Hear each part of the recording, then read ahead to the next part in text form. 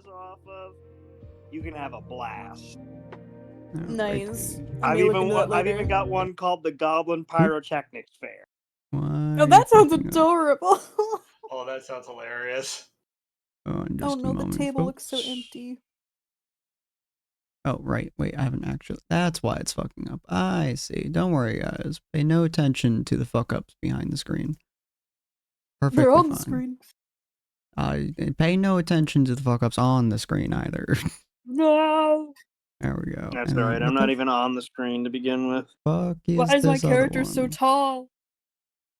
I have no idea, actually. What is this other one? Is it an extra?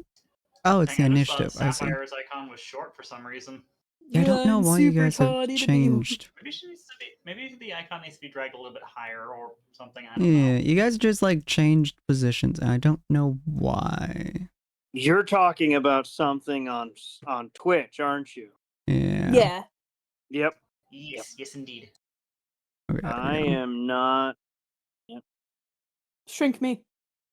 I will get to you. Hold on. Shrink me, oh mighty shrinker. Hold on, you nugget. There we go. Nugget. Why the hell is Cyril the size of God? I'm so small. I'm 9 feet Cyril- tall. Yeah, that's pretty canon, actually. I was gonna say he's like the biggest party member by far. Yeah, I'm the yeah, height of a fair. boss monster. Okay, there we go. And I just gotta reposition Elmar. I should do. I think that should do. Question mark. Yes. Why in the fuck is my on?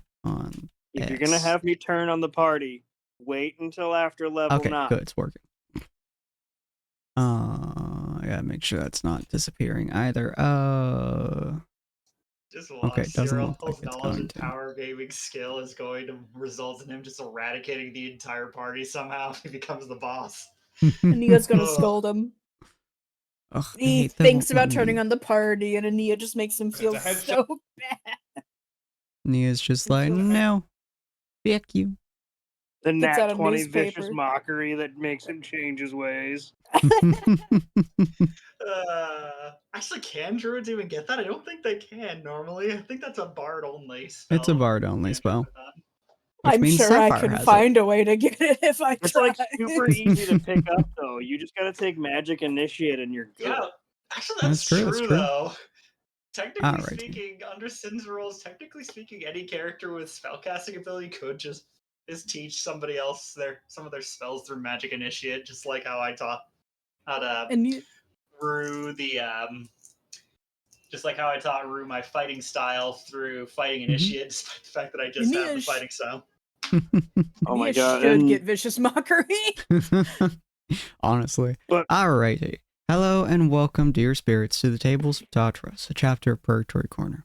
Today I'm your storyteller, Sinspeaks, and we shall be continuing the tale of Tyrant's Wrath. Come on in, take a seat, and let your imagination run free. If I sound like I am dying, it's because I got a stomach bug like 2 days ago. It's one of the reasons that I wasn't streaming on Wednesday, because I was dying. I think I slept for 36 out of the 48 hours of Wednesday and Thursday. So it was a time. I don't sleep caught up for on extended sleep. periods, so huh? You're so caught up on your sleep depth. You know, I shockingly did, yeah. I it think worked that out counts as like decently. I think that counts as a long rest. God, I wish. Alright, but as always, I'm here with nope, that's K. Whoops, on. Players T. Nope. God damn it. There we go. Alright, don't worry about it. It's like I'm high without being high. It's fine. But anyways, I'm here with Ania, Cyril, Gelmar, and Sapphire. If you guys have not seen Ania before, she's played by Storyestry, which you guys can see over on her channel. We're going to be Getting a doing new internet on Monday. You will be getting new internet, which is very exciting because man, your internet has been screwing you. Yeah. But we are going to be doing a very, very large recap today. because we have not played for 3 weeks. 3 weeks. Yeah, 3 weeks. This is week 4, so we almost skipped a day, but I was like, nah, fuck it, it's fine. I'm only dying a little bit, it's fine. Anyway, so we're gonna be doing a very, very long recap today. Do you want me to read it? I mean, you're more than welcome to. It's over 1,000 words. I don't mind. I mean, you're dying, so yeah, okay. Let me send you, you the can file. copy paste it to me. I need to Use send this you as the an file. opportunity to get It's too some- long. Use this as an opportunity to just get yourself some herbal tea or something. Oh, I don't drink tea. I just drink straight ice water. As long as like it's actually written out script and I can just read it off. Yeah. Nah, I wrote this last Alright, night while listening to download. several of the episodes. So I was like, yeah, this be fucking cool shit. It'd be cool. Because we haven't done it for a while. So I was like, we're gonna do a big recap today. So it's over 1,000 words. So Oh, it is big. it will take a minute. Alright, drink of water. Let me take a drink of water and then I'll do it. Let's tune into the Ready, lovely and voice. 60 seconds, and go. Alright. Alrighty, ladies and gentlemen, welcome to effectively the second arc of the journey so far. We've had to take an extended break the last few weeks, so today we are going to have a much longer recap than usual. We start with our 6 lovely characters. Ania, a changeling disguised as a wood elf druid. She's the newest to adventuring and often tends to be seen as the smartest. Cyril, a strangely modified human paladin who stands at a staggering 9 feet tall. His oath contracts him to hunt certain beasts. So far, 2 of them have been the sin of sloth and an unknown parasite creature. Gelmar, a seemingly silly silver dragonborn fighter, he's the protector of the group, often to the degree of throwing himself into harm's way, and is currently trying to find information relating to the disappearance of his sister. Dakota, a changeling disguised as an orange dragonborn warlock. Most of his origins are hidden away, and he seems to actively want to avoid it as much as possible, but things are slowly catching up to him. Rue, a half-elf cleric farm girl turned adventurer. She's a stubborn girl, willing and able to take all kinds of blows without even flinching, and yet will be the first to advocate to save someone, even her enemies. When she was a child, she had a savage wound dealt to her, and was saved by her god she labeled Friend. Ever since, her memories have been faulty at best, saved only by the magical book she always keeps on her person. And finally, Sapphire, a half-elf ranger. She, like Rue, has had many of her memories taken away, but hers are stemmed from the Fey Wild and the Shadowfell having a war, and somehow she is stuck in the middle of it. She seeks to find out what is causing this war and how to get back to who she used to be. The crew has faced some fascinating and grueling events. They started off having come back from protecting a village against an orc attack. Then they were sent off to find out if the nearby food supplier was having any trouble. On the way there, they encountered a pool used by moon druids in order to see inside of themselves. Cyril had a moment of struggle, but they continued onwards. The village itself, Gleaming Meadows, seemed to be fine, and they said they were having some trouble with bandits in the nearby broken-down tower. Upon investigating, they found out that it was a group called the Obsidian Wyverns, a religious group that seems to worship some kind of hyper-massive dragon. One of them was a necromancer, and the group quickly dispatched them, albeit with some difficulties. Afterwards, the group went to sleep, and in their dreams they each encountered that which held a significant impact on their lives. Ania was brought to the astral sea, where she encountered an astral dragon who gave her its blessing. Cyril came upon his faith's hunting place and gained a contract to kill the sin of sloth to the west. Gelmar was brought to his old fighting grounds and fought against a frost giant. Dakota met his patron and was given a task to hunt down the Yonti in the ancient grove near the center of the Elysian glade. Rue met her patron, a large god with a happy demeanor, although he seemed to shroud himself in mist to hide himself away. And Sapphire met the moon goddess of the Fey realm, discussing her lost memory and the part she wishes Sapphire to play. After they awoke, the group talked with the sheriff of the town, and Nia spent quite a few hours improving the farmland with one of her spells, ample time for her to talk with Dakota about them being changelings and the difficulties associated with it. The group heads back to Harmonious Haven, both to get their pay and a bit of rest time after their efforts. The party sets up a special sparring match between Gelmar and his mentor, Borin Ironfist, a retired adventurer turned blacksmith. Quite soundly, Gelmar manages to beat Borin, and Borin gives him a new Mana Steel Great Axe to cherish and care for. That night, Cyril disappears from the party while the rest celebrate with drinks and cheers. While Gelmar and Rue stay to drink, the rest follow him to the edge of the graveyard deep to the south of the town, fighting him in front of a few graves. Things take a savage turn, however, when the party is ambushed by ghouls and ghosts. The battle wasn't hard, but it was taxing, and something had been targeting them. It left them with a simple line: flee from your choices, do not follow the dragon. Flee, you are not our priority. Flee, or you will become my thralls. After a good night's sleep and some more shopping, they found out a magic shop had been following them, owned by a strange goblin named Grimly. They talked with her for a bit, but decided to come visit her another day, and continued on to their next mission. Having talked with the Elven ambassador, their next mission is to go to the north of Elysian Glade and figure out what was going on up there, as it seems the bandit group is possibly teaming up with the mysterious Yuan-Ti. They get onto the Starwind, and on the way there they visit Rue's home, Abigath Valley. Here they find out that she is not in fact 20, she is rather 80. Her memories are strange ones indeed. They journey back onto the boat and after a savage storm arrive near the foot of the castle. They get escorted to the king but have to do a trial first, which they encounter the sin of envy, making them face their futures and their pasts. Having successfully gotten through this trial, they meet King Roderick, who informs them that the Yuan-Ti are a pain in his side. He, for some reason, sits upon a coffin, and curiosity strikes our dear Dakota. Him and Sapphire later that night end up opening the coffin, and out comes a vampire, Lord of Eternity and Despair, Regis Vulpine Sanguine of the Sacred E, Jonathan Mortis III. First of his name, Esquire II. Although he seemed like a jolly fellow, he effectively exploded a bandit amongst the crowd for lying to him, seeming to desire honesty and entertainment above all else. The group make a funeral for this bandit and decide to head to Stillmere, a town Roderick himself protects. He assumes it's being used as a tool to create some kind of ritual for the Yuan-Ti, and as the group arrives, they find out he was correct, partially due to Cyril jump-starting the ritual by accident. They have a long and absolutely grueling battle, trying desperately to juggle their senses being constantly twisted, defending the town and defeating all the foes before them. They meet a Yuan-Ti named Shahara, who convinced the group to let her live by telling them how to stop the ritual. It took them a while, and Rue had a near-death experience, alongside Gelmar revealing to the party that he is in fact an adult silver dragon, bound by magical chains locking him to his dragonborn form.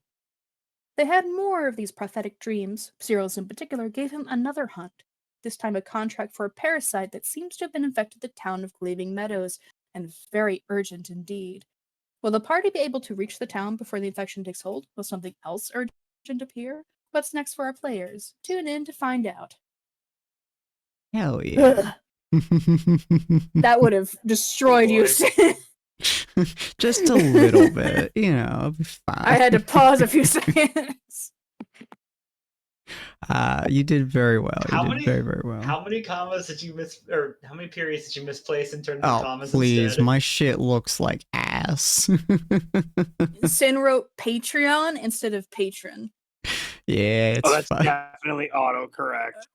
Actually, I did all No, in it's Notepad. Yeah, it tells me Patreon is incorrect. Yeah, I did all in Notepad, so at like 4 a.m. Look, when my stomach is hurting, I just start recapping, okay? That's all I do. Really good, though. Good job. I appreciate it. Yeah, most of that was from memory, by the way, funny enough. Nice job. The only part that I had to very specifically track down the wording for was the line from the Necromancer. That's the only part like I had to like hardcore track down shit. Everything else was like pretty much just memory. So, ooh.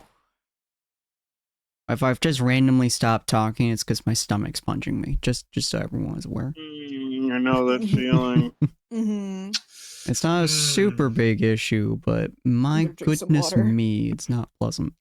But yeah, so if you guys are interested, we're going to be doing this every single week on Fridays, aside from when life decides to be a giant bitch. So yes, always stay tuned, let everyone know, and alongside this, we're also doing King's Kindness on Saturdays now with our other group, who are all lovely fellows. 4 of them do their own streams as well, so go check them out tomorrow and other times. They're in the same world, in the same time, Not entirely sure exactly the same timeline in terms of like exact days, but you guys are pretty much in the same like months and stuff like that. So you guys, last you guys finished the ritual, whatnot. You guys saved the town as much as you could. Most of it, parts of it are now burned to ash, but you saved most of it. Good 90% of it or so. You guys had a good long talk. Ania changed into her, I believe, core changeling form. Yeah. Yeah. Kind of showing herself, or in that case, himself, to the party. And Themself. kind of introducing themselves to everything. And after that point, you guys decide to head back into town to try to figure out if you can help anyone in here, or if the town kind of didn't want you there, Hates or us. something else, or they hate you entirely, or whatever you can really do with them. But you guys are on the outskirts of the town. It is, I believe I said about 6 a.m. if I recall correctly. You guys spent most of the night fixing everything up and stuff and sleeping a little bit. So you guys hit there right up in the early morning. Most of the town is kind of dead to the world. They seem to be sleeping. But there are a few people outside, a couple of kids running about and trying to do some general repairs and stuff. No, it's actually people out. I thought they usually prefer to come out a little later in the mornings. Things he says, watching everyone wander around. This is definitely a much better change from when we arrived the other day. But you guys do see several people giving you a side eye as you become more or less in focus. Is Torches and Alexandria pitchforks with us? immediately. We're still asleep. What was that, Neil? I mean, is Alexandria with us or still asleep? She's still asleep. You guys left it behind for now. Okay. Oh yeah, we left a note. Yeah. With her horse. With the horse. Well, last time she's just gonna leave us the fuck behind. I mean, to be fair, that's exactly what we told her to do. Well, there also was a thick cloud of red fog the last time we were here as well. Ania's going to go to the center of town if she's allowed to look at that spring again. Yeah, you start walking forwards, and you notice everyone gives you and most of your team a wide berth. They are very seemingly intentionally just keeping a large space between all of you guys. Kind of talking amongst themselves for the most part, but they're all keeping an eye on you guys. And Nia's gonna be like doing this sort of like apologetic bow occasionally, like both sides, like sorry, like she's trying to seem unassuming and like didn't mean to hurt anyone, but she's gonna keep going. This is what I was afraid of. It'll be okay. You head to the little, what I call a little fountain pool thing in the center. As you kind of get there, you notice that a lot of it is a little bit cleaner. It seems like whatever they were using to poison it, it's not a particularly long-lasting thing, so they probably were constantly replenishing it. And for this, since they're gone now, it's seeming to dilute, and some of it just seems to be disappearing entirely. So it definitely seems to be getting a little bit cleaner. It seems like things are going much better. I'm very surprised at the fast turnaround. No lingering signs of the activities of last night? Well, looks up to her. Or I assume the spirit is still up there, right? Oh yeah, the spirit is, he's kind of transparent for the most part. It's really hard to get a definitive idea of what exactly it looks like, but it definitely is just whenever you look up, it's just kind of a calming feeling that's just above you, watching over everything. Is there something like visible? You more or less just see kind of like a weird blue sheen in the sky, and kind of like a silhouette almost of a like an upper body. Oh, But okay. yeah, nothing that you can definitively define as you look. I would like to find maybe the mayor, sheriff, whoever I guess runs. Do they have a leader? They have Roderick, but they have to have someone like who's in charge of the town. Agreed. Roderick's a bit far away to be able to directly aid the civilization should something happen. I think kind of looking at the water and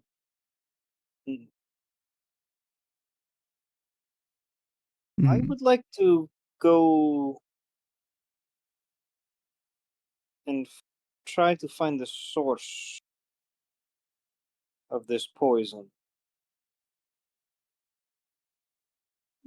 Seems to be dissipating. Well, I will be honest, my intentions aren't 100% pure with this. I want to use it for my own purposes and turn it back against them. Spoopy. Well, I can detect poisons right now. I can try. I Yeah. think I can do that too. Oh, do you have detect poisons? Pretty sure. Do you have a prepared is the question. It's a very good question. You do not. I have it prepared. No, I do not have it prepared. I do have it prepared. Zero requires So- Nia's skills. I think that would be best. If we can Okay. find that source and perhaps I can find a way to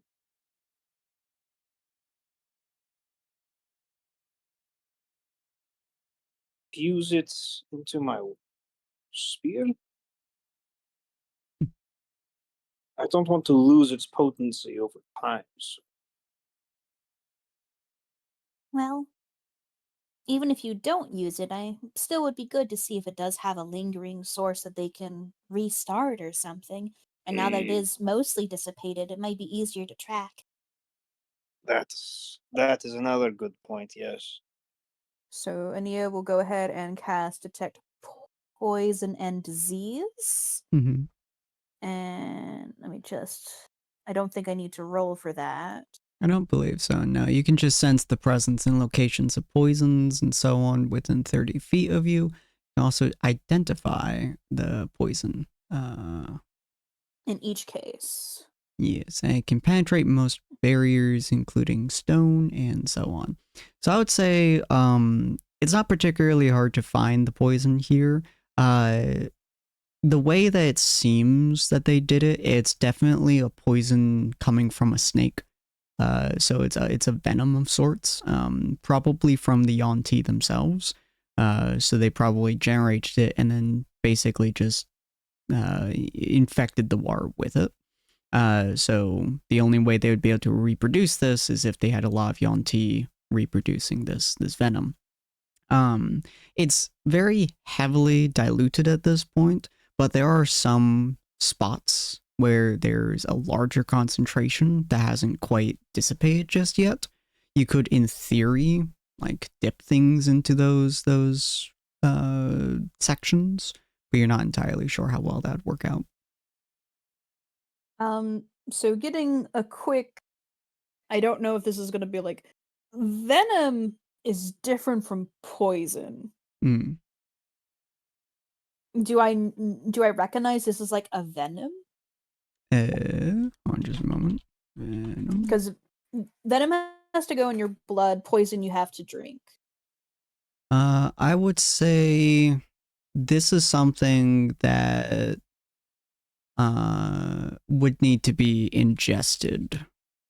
So probably Okay. it's a poison of sorts. It looks like they have adjusted their natural made venom, as obviously they can't quite get into the bloodstream of most people without Mhm. having it be digested at first. So probably they adjust it to some degree. And are these sources, like, are they coming from upstream, or they're like little nodes in the pond itself? Little nodes in the pond itself. Okay. Ania's going to grab one of her empty potion bottles, and she's gonna try Mhm. and scoop stuff up with like a stick or something. Okay.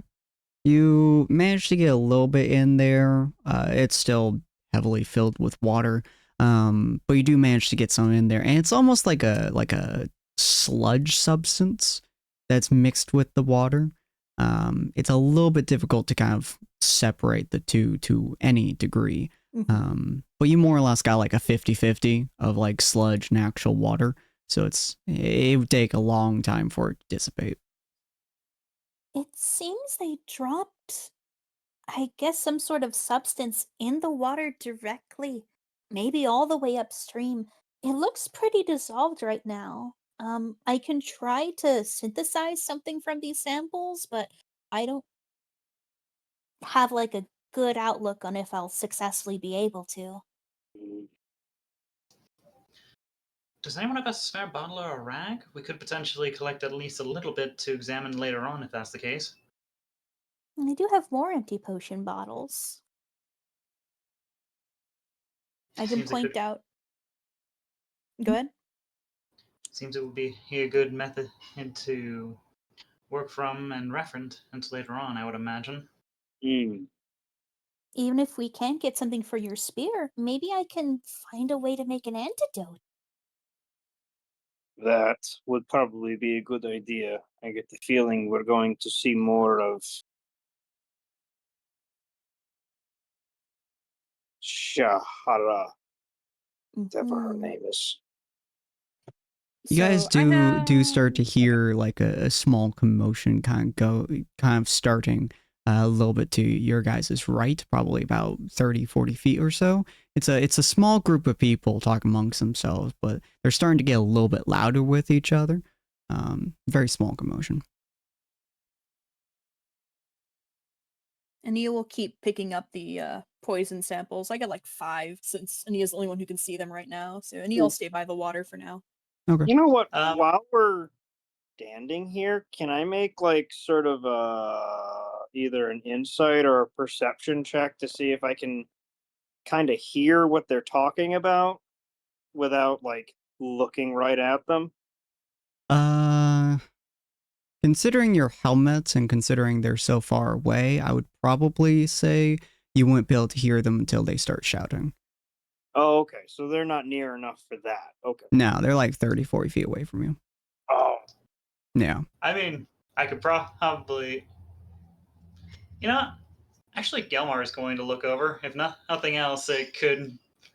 I. How should this? Just gauging what's going on probably wouldn't really cause that big of an issue, especially if it's just they are being really, really loud with this commotion or something like that.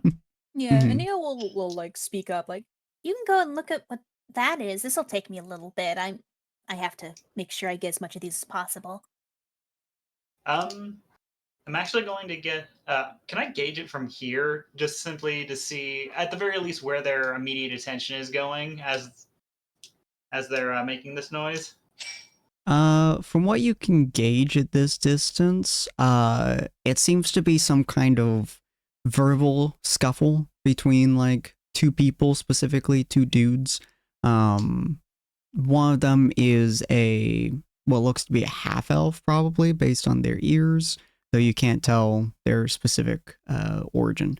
And the other one's a human, and they seem to be getting to like a verbal scuffle with each other. There's a couple of kids around them too who seem like kind of concerned or irritated. You're not quite sure which. And then, a couple other people around them as well, just kind of uneasily looking between you and them.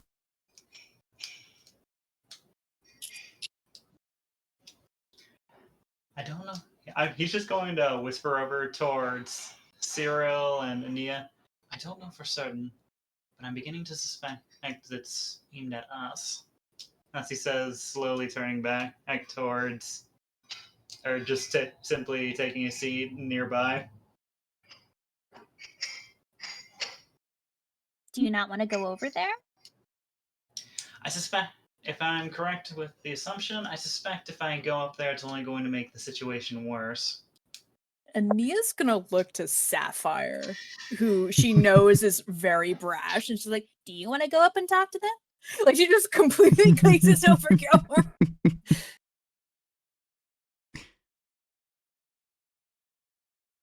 Because she knows Sapphire's like really direct and will just do things like completely mind stuff. Oh, baby. Baby. What would I say? Do you need some time? Yeah, I guess so. No problem. Fair enough. I mean, Neil. Sapphire's the most normal looking among us besides Ania. And that's If true. it helps, Gelmar says, grabbing his familiar old green cloud rune from his belt pouch and holds it out to her. It might help with a bit more quick. It might help hasten thinking on the moment. Gosh darn it! Above game, I deeply apologize for my poor speech skills. You're fine, dude. Is Gelmar offering Ania the rune? He is offering the cloud rune to whoever is going to go and check in with the group. Above game, the primary reason I am doing that is because it offered. Was it an advantage or just a bonus on deception checks? I need to check. I want to say advantage, but I could be wrong. Yeah, advantage on sleight of hand checks and deception checks. Well, I think I will stay here. If they come over, I can try to talk to them, but I'm going to focus on this. Sin, do you want me to like do a roll at all? No, you're just collecting stuff that you can see. It's not particularly difficult. It's just time consuming as you're being very careful not to distribute too much, so you're able to get a concentrated quantity. Okay, I'll do the roll later when it's potion making time. Okay. Both Dakota and Rue seem to just kind of be standing to the side for the most part. Rue seems to be in like deep thought. Like very abnormal for her. It's very, very strange. You also see her like rubbing her hand every now and again. Just very separate from what she usually is. And Dakota is just being Dakota and kind of brooding in the corner, like kind of standing over next to the pool. Above game, Mhm. without Rue actually being present, Mhm. should I wait to do sort of an insight check on this sort of change? Yeah, you have to wait until she's back, unfortunately. Okay, just making sure. Yeah. You can probably talk with Rue later and be like, "Hey, can I do a belated insight check?" And I'll probably do one too. Yeah, she's very abnormal from what she usually is. It might be worth DMing her directly as a quick reminder to both of you about that sort of thing later. Yeah, later. Yeah. So, for the most part, they seem to just be doing their own thing, thinking their own stuffs at the moment. I think if I stay here with Ania and Gelmar, you and Sapphire go over there, then first of all, none of them will have the balls to come over here in the first place. Oh yeah, you're kind of scary to strangers. Yeah, you're only 9 feet fucking tall. I'm just sitting here just contemplating his word choice. Just like, they won't have the balls to do it. Am I going to be scaring the crap out of them in his place? Very possibly. If they don't respect you guys enough to give you their full attention, they're going to probably be too too scared to come over and approach the cryptid and the elf. That's fair. Yeah. That's Elf what I'm encrypted figuring. bodyguard. Gilmer will just look over towards Sapphire. I mean, it's not the worst idea in the world. Honestly, it's probably a better idea than most of what I could come up with for a situation like this. Just be polite. They're probably spooked. Maybe try to find out where, like, their mayor or whoever is, and we can go talk to them. I'll see what I can do, but I give no promises. He'll look over towards Sapphire, her, to see if she's gonna be following. Unless, which is what they're. Oh, she's typing. Yep. We gotta type.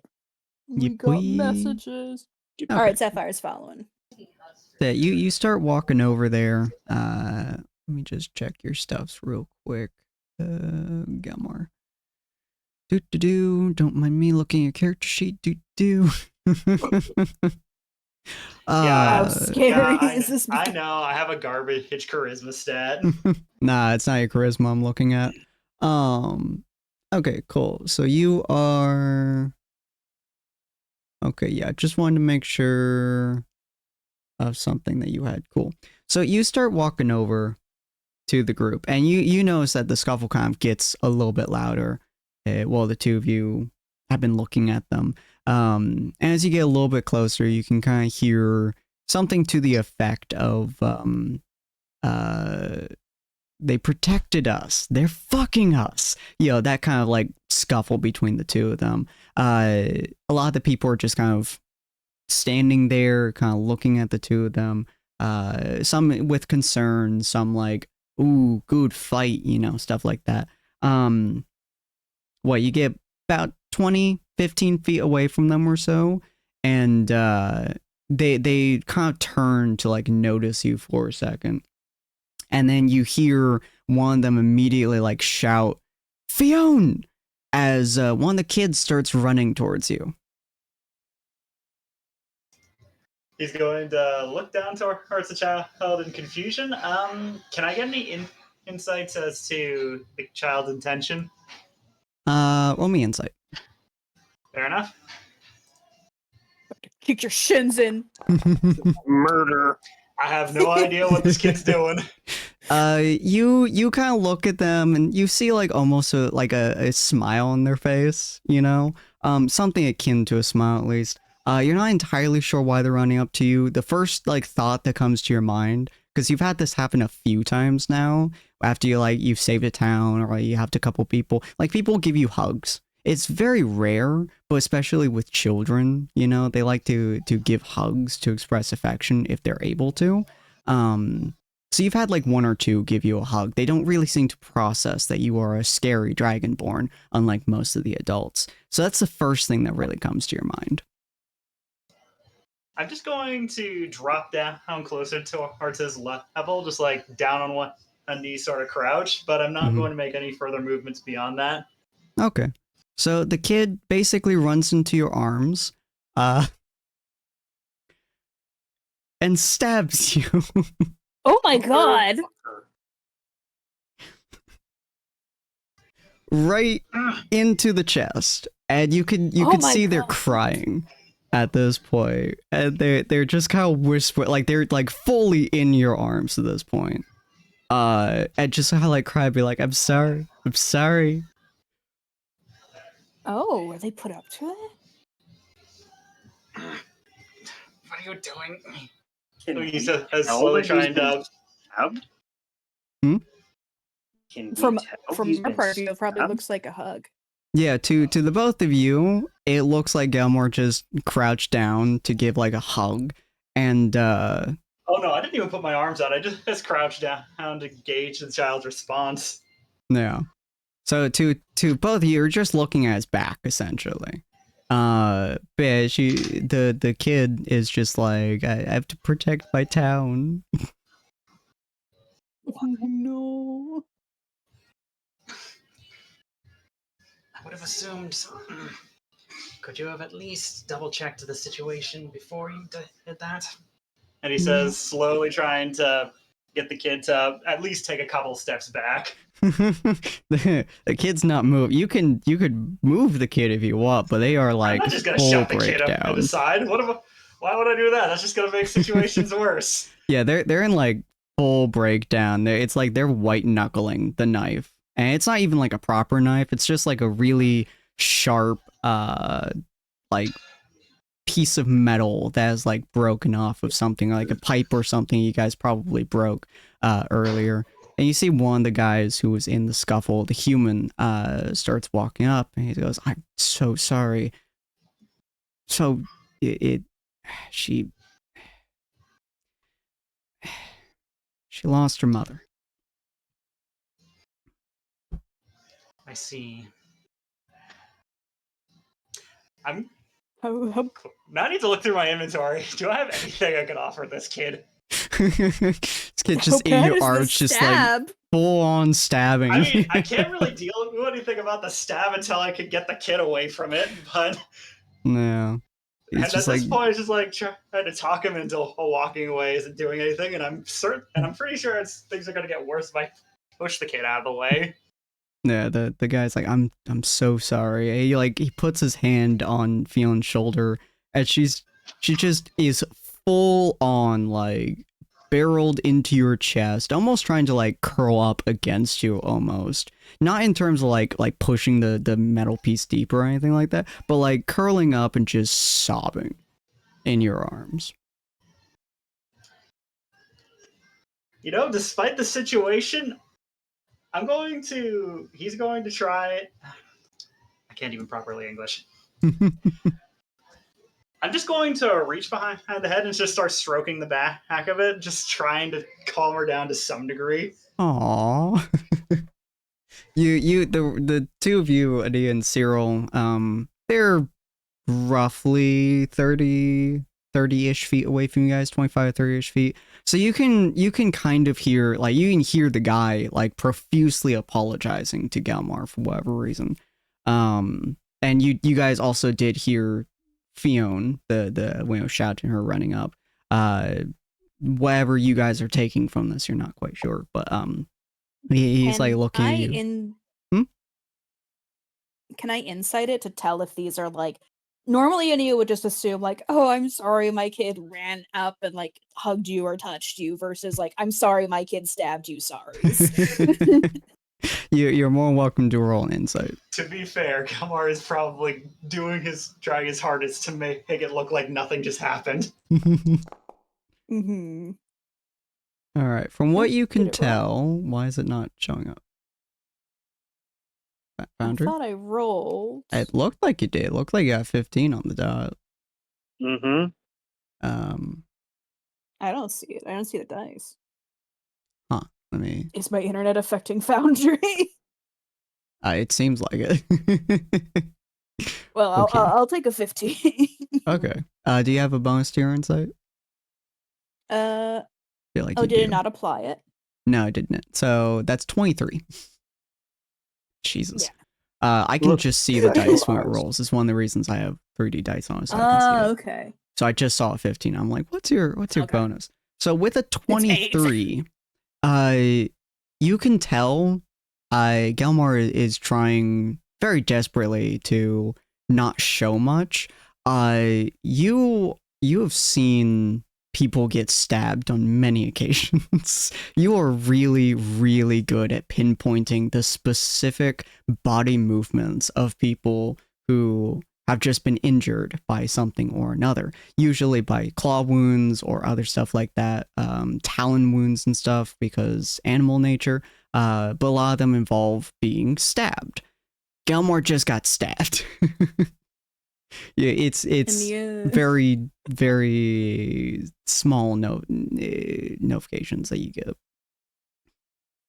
And Nia's going to like curse under her breath, but like obviously loud enough for Cyril to hear, like, I have to do everything. And she like grabs her bottles and starts to walk over toward the situation, unless Cyril stops her. I think I'm gonna follow. asking what you saw, because so far all I'm seeing,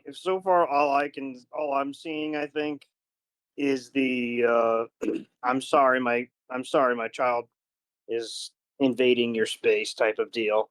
Yeah. And Sapphire, were you about to type something? Cure wounds, nice. Nice. Yeah, cure wounds you would casting work that- once you get the metal out, as illustrated Yeah, by it's still last in the time you were with chest. Cyril. But you guys start kind of walking forwards as Gilmar is dealing with the kid. Do you tell him what you saw? Yeah, I sort of lean over to Cyril and be like, don't freak out. Gilmar's trying to handle this. I think the kid stabbed him. Who the fuck sends a kid to stab a person that saved their town? I guess we'll find out. So as you're dealing with the kid, Gilmar, just like kind of brushing the hair, you notice their grip on this piece of metal starts to just kind of lessen to a very small degree, but it is definitely lessening as they are just grinding. They're probably 8 or 9, I would say, maybe 10. You have a very difficult time judging ages of most humanoids, but you probably say anywhere between 8 and 10, roughly. And the what you assume is her father kind of like crouches down next to her, and he's like trying to subtly like pry her fingers off the metal, you know, kind of a thing. And he looks like under your arm. He sees fucking Nia and Cyril approaching. He's like, shit. And Nia's gonna like raise her voice before they get too close. Like, It's okay. It's okay. Is everything okay? Yeah. Yep. Yep. Kind of looks at Gilmar. He's actually, you know what? He's just gonna start talking to the kid. Shh. I understand you're scared. I understand what just happened here yesterday was anything but a comforting sight. But please, we're only trying to help. You see her just kind of let go of the effectively it's a broken metal pipe, very small but very pointy, but she kind of lets go, and the man gives a really deep sigh of relief as he like grabs her and kind of puts her in his arms, kind of like putting her over his shoulder a little bit as he steps back again, just being like, I'm so sorry. And at this point, both Ania and Cyril have gotten to. Don't worry about it. I've been hit harder for less, as he says. You can very clearly hear that slight irritation and pain through his teeth, through his very tightly gripped teeth that he's. I can't even properly frame this. It doesn't make it sound like he's showing anger. Crud. Like gritting his teeth in pain. Yeah. Mm-hmm. Yeah, both of you step up near him. I'm assuming, Gilmar, you're kind of hiding the stab from the general audience in front of you. Yes, definitely. With the gauntlet. Cool. Can we see it? I'm pretty sure you'll probably see at least some level of dripping blood. Yeah, it would not be hard for you to see that, like, because it's leaking down the pipe and then just like dripping onto the ground. He got hit pretty good, just kind of like in the abdomen. It was a really good shot. Maple tree, hasn't it? Gilmar's been tapped like a maple tree, huh? Kinda. It was a really, really good blow. For a normal person, they would have a really hard time kind of enduring that kind of blow. It was a remarkably good shot. Especially for a kid who was running. Mm-hmm. Nia will notice, like, Sapphire, like, I assume prepared, like, Sapphire, like, I can cast Cure Wounds. She will sort of get in front of Gilmar and Sapphire and sort of, like, nod to Sapphire to say, like, you can go help him. Mm-hmm.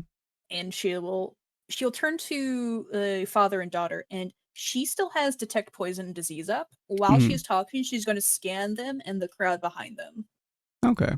It doesn't seem like they are being impacted by a disease, or the general difficulties that disease is obviously populated from yesterday and such. A lot of them still have like lingering effects. Some of them are like coughing a little bit. Some of them look a little bit more pale than others.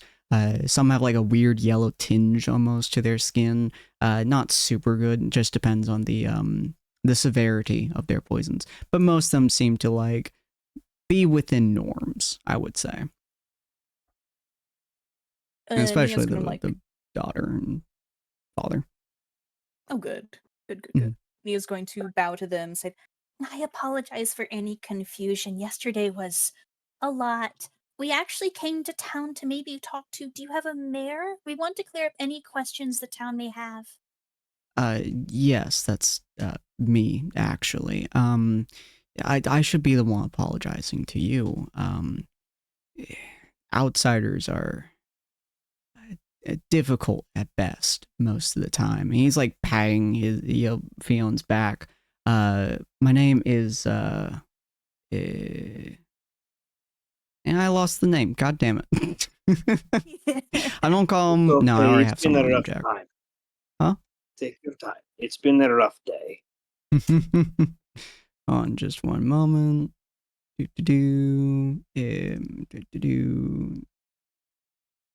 Sven. Sure. My name is Sven. And this is my daughter, Fiona. One of the houses that was smoldered yesterday. My wife was still in it. So she didn't take it too well. and Nia will grimace and do another forgiveness bow, and she's like, I am so sorry to hear that. It was a very desperate situation, and I can answer anything you want to ask. Um, your town is. We came from Roderick. and she looks up, hoping like that's not like a bad thing to say. he nods as you say that, seeming to kind of accept that as kind of just like just kind of accepting that, you know. Um, I didn't want us to use extreme force, but there was something terrible going on in the town, and we were trying to stop some sort of ritual that I believe would have taken the entire town if it had gone through.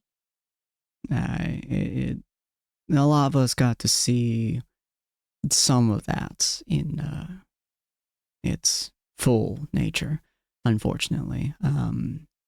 Few of them decide to drink themselves all throughout the night, try to forget it. Other ones have left the town, screaming something about the end of times or something of that sort. But those who are left, just trying to rebuild, protect what we have and what we don't. Roderick has always been good to us. We put a lot of faith into him. And I don't know what is about that ritual or whatever it is. We don't really do much with magic here, with anything involving whatever it is that you all just did yesterday. But I am glad that we're not all dead. But he kind of like pats Fion's back and he's like, some have a more difficult time than others. I hope you understand. I absolutely understand. I lost my father when I was young to some unfortunate circumstances. Um, this ritual, we actually originally came here to solve your kidnapping problem, but it seems that was all linked to this. I'm glad that has been solved at least. There's been many of them, and It's been a constant struggle for us. Ania will turn slightly and gesture towards the fountain. Your fountain was badly poisoned yesterday, and I checked it again today. There's still a little bit of poison, but it's much cleared up compared to what it once was. And I believe, and she'll look up towards the sky, was this feeling here in years past and then faded? This feeling? Yes, after something just feels much different today, in a good way, in a good way. Oh. I'm not sure. It does feel lighter, I suppose, if that makes any sense. He kind of like looks up and you see him kind of get that same feeling of like kind of peace a little bit as he looks up. Is there anything I'm sure you would want to see us out of town as soon as possible. Is there anything you would like us to tell Roderick or anything we can do, perhaps?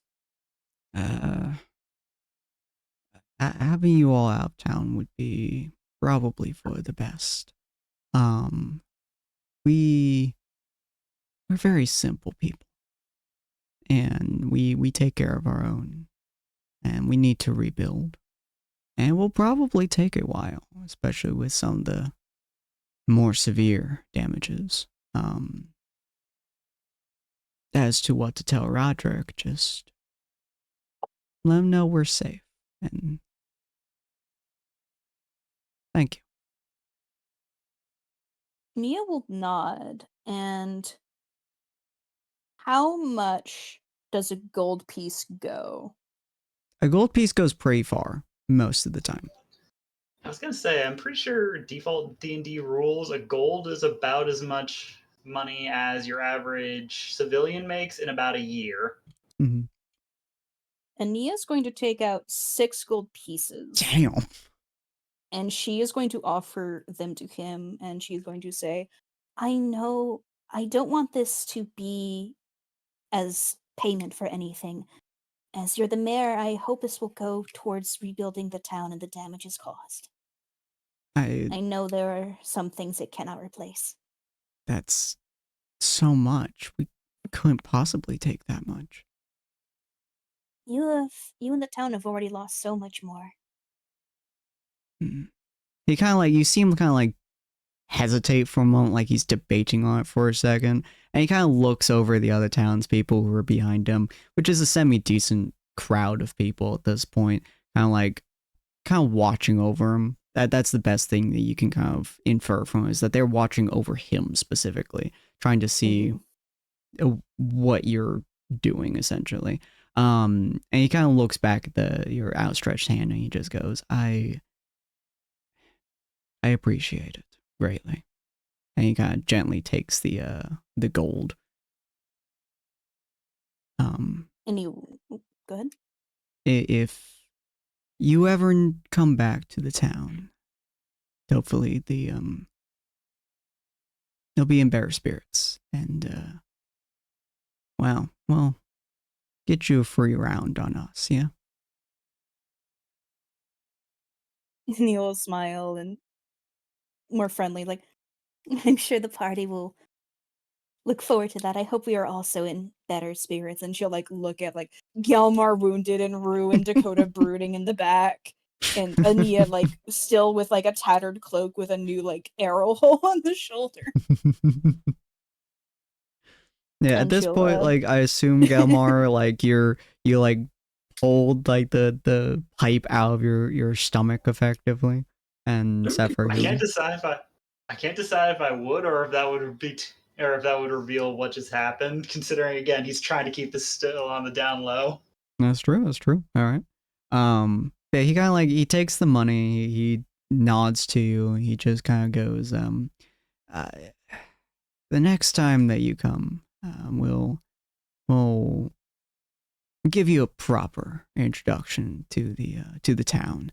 Any friends of Roderick's are welcome here. He kind of gestures to Cyril, regardless of their existence. I don't know how to say that in any other way.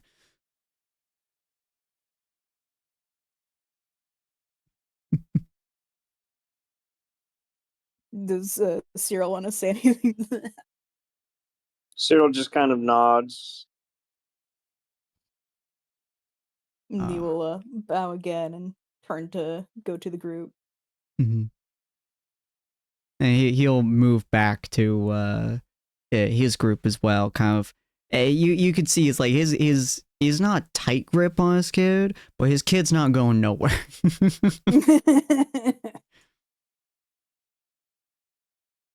As we head back over to Gelmar and Sapphire, Mm-hmm.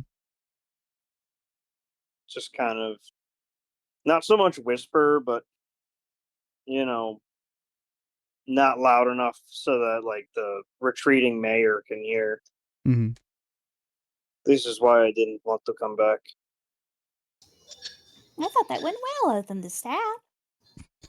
As the child's leaving, Gelmar will finally start lifting himself back up to his feet, turn around, and give the child one last look on the way. Mm-hmm. One of sorrow, actually, before turning away and start making his way back towards the fountain with the rest of the group. Yeah, the kid, like, their eyes are closed. They're just kind of over the shoulder. They look exhausted.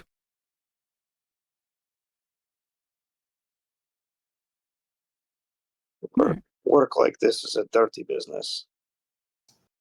I suppose everyone appreciates being saved, but they don't always appreciate the people that did the save. Well, there's good reasons in this case. Generally, things like this are the reason why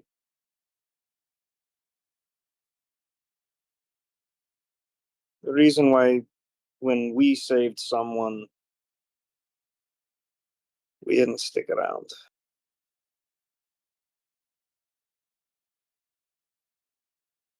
And he It feels that would just generate even more resentment. Hmm? It feels that simply leaving immediately would just spawn even more resentment. The order showing up, taking care of whatever the problem was, and then leaving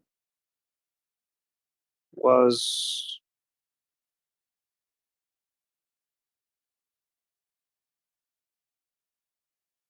part and parcel to people just getting on with their lives.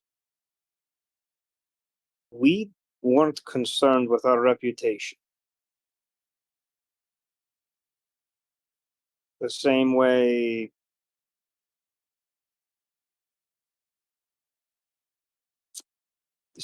Rain isn't concerned with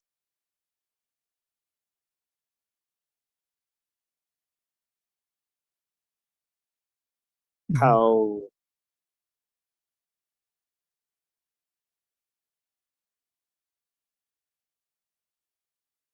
an animal feels about its presence.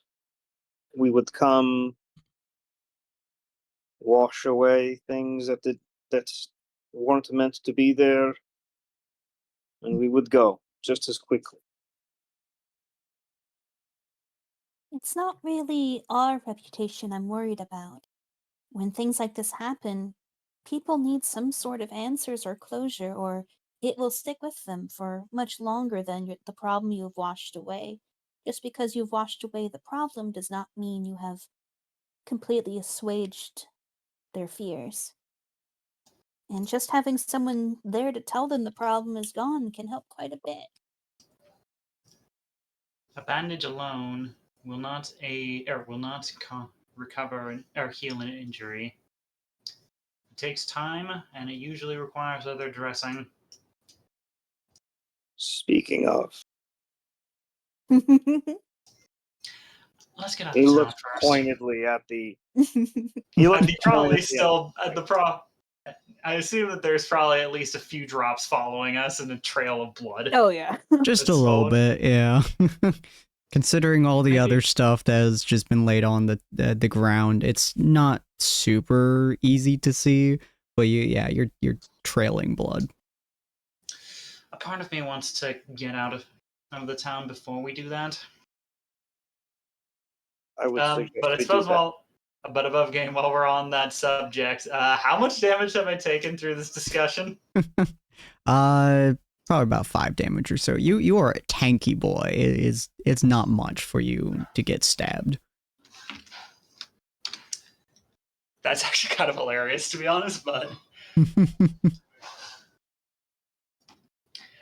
Alright. Also, just above the table, whoever was the first person to walk up was the first person who was going to get stabbed. Just so happened to have been Gilmore. I figured, and to be fair, part of the reason I was figuring I was going up there was just simply, if worse comes to worse, I am a better target. I am the better person to take the hit. I've got like the second highest HP in the party. No, yeah. I think you Vanilla- have the highest. 89? Yeah, you have the highest. Okay, never mind. Yeah, if Ania took the hit, that would have gone way differently. Yeah.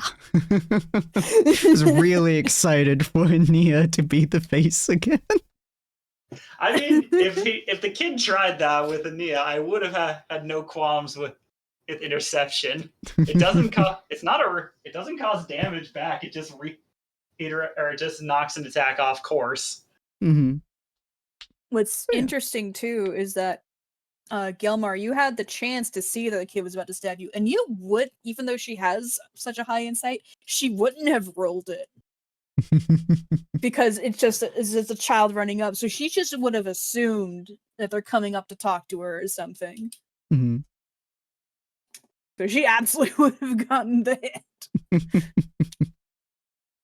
Oh, Ania is going to turn to Gelmar and be like, "Well, there are pros and cons to both options. Either you take care of it now, and we healed it up, or we leave, and there's a trail of blood leading through the whole town.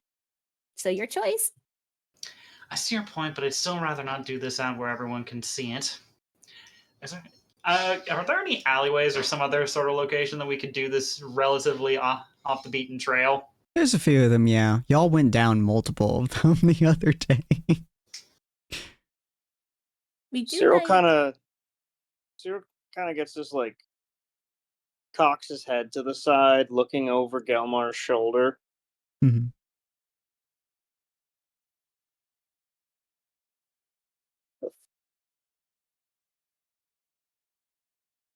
It's a very weird thing for them to be doing in this village today. What do you mean? And do you like turn your head to look at it? Probably not, actually. Mm-hmm.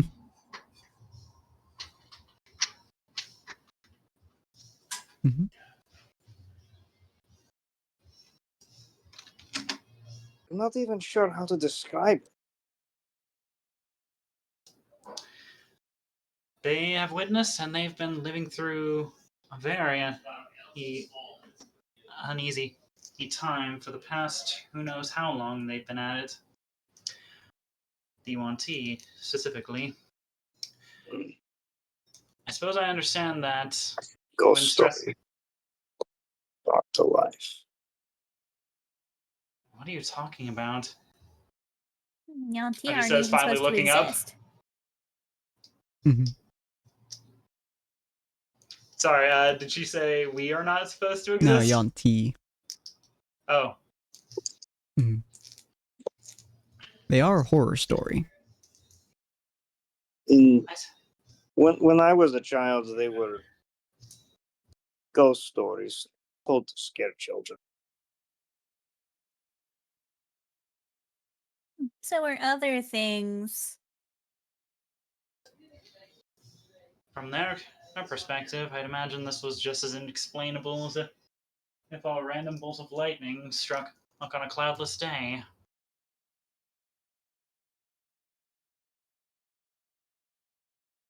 Well, to summon Grimly's shop, we're gonna need to find a really big blank wall. So I guess we can find one of those, and then we can tend to your wound. Mm, Either in an alleyway or in the outskirts of town.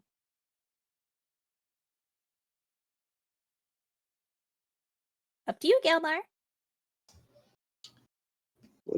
Can we at least see how deep it is? The alleyway? No, the The injury, I wound. assume. Oh, yeah, yeah. I'm talking to Gelmar. Oh. He's gonna try and raise up one of his other arms so nobody else can see from the angle that the rest of the party's on, and then slowly raises the hand. It's in there pretty good. It full force. Oh, she got you good. May I? Just taking a quick look at it. Please be Ania's careful. smirking Please be careful. because she suspects something. Cyril, I reach down and I sort of like gently tap around the wound a little bit. Oh, Mhm. that is, and I grab the pipe and I rip it out. Ania knew this. Above game, I kind of figured that was going to be how this goes as well. How much damage would I take from the hat? Probably like another 5 or so. This is not a Ouch. pleasant experience. There, now we can fix you up. He just throws the broken pipe into the fountain as they walk past. Jesus I'd like to Christ. roll dexterity to catch it. Absolutely. Yeah, no, we are not poisoning the city. I don't have a high dexterity. Neither do I, but I'm willing to go for it. Or that's- who knows? The moment you pull it out is how do you hear a pained roar from him? God damn. Kind of sounds like a mixture Well, between it's still a not hiss and a showing growl. up, but that was a 19 on the dice. Oh, dang. Let me try refreshing. Yeah. Ania grabs the pole before it lands in the water, like, don't put it in the water! And she, like, puts it on the ground next to the water. And then she, like, shakes her hand. See a slight look of confusion from like several people in the crowd. They hear the roar from Galmar. They see you like, don't, and they all like look at you like a confused look. What the fuck are they doing? I mean, I'd imagine they probably see the thing dripping. She probably grabbed it, just immediately like shoved it to the side, so that they don't see the pipe. They just see her jumping up, grabbing something, shouting, "Don't do that!" They're like shoving it down. Like, what the fuck? Did you have to? Yes. And Sapphire Leaving is it in wasn't currently going to do you any. Sapphire is currently BRB, so I'm just I gonna mean, roll yeah, her but cure wounds. I mean, yeah, but I'd Okay. imagine it could have been and done a bit more smoothly. No. Slowly would have hurt more. Oh, nice. Oh, dang. Perfectly full heal. Nice! Good job, Sapphire! Sapphire just wordlessly just putting her hand on your stomach. It just like slowly knits itself back together. Even so, thank you. Looks down at the hole in his armor. I feel more just more armor myself. Hope he mutters in annoyance under his breath. And Neil will start heading towards the outskirts of the city, towards where like some bigger buildings might be. Mm-hmm. Okay. You guys start heading out to the outskirts, kind of leaving the talking group behind, as they aren't scuffling anymore from the sounds of it. They're more delegating what to do, I would say. But you know, their voices slowly start fading into the background as you guys head to the outskirts. It is not hard in the slightest to find a big enough wall for it. So you kind of walk up to it.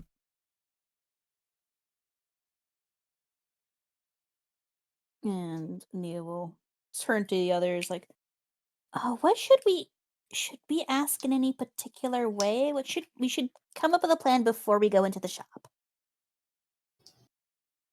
Well, is there anything we desire besides simply passage? Reusable passage.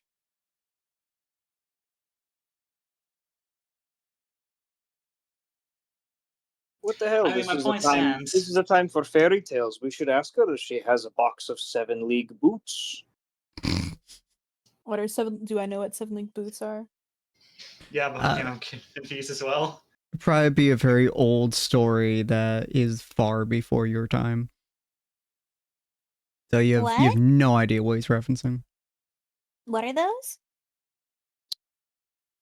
Well, let's see. You would put them on, pick whatever direction it was you needed to travel, and each step would take you about 10.5 miles. You would make 7 leagues in basically 2 strides. Does it work over water? Yes. I mean, that's what Oh. that's how the fairy tales work. It seems a little bit dangerous. You wouldn't know what you were stepping into. That must True. look so weird from the outside. Like someone's just there and then they take a step and they're gone. I'll be paranoid for days. And that there is why I'd recommend you make the entrance when we're certain no one's around. We've already caused enough panic here.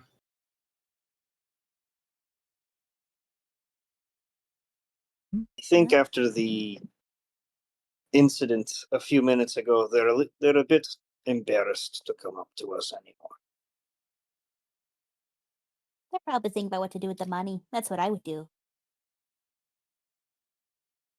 Is a lot If of you say money. so. Would you say, Gilmore? If you say so. So Ania will face the wall. I guess, are we ready? This might not even work. Well, if worse comes to worse, at the very least we can make it seem like it's not a total waste of our time if we have something else we can request on the side.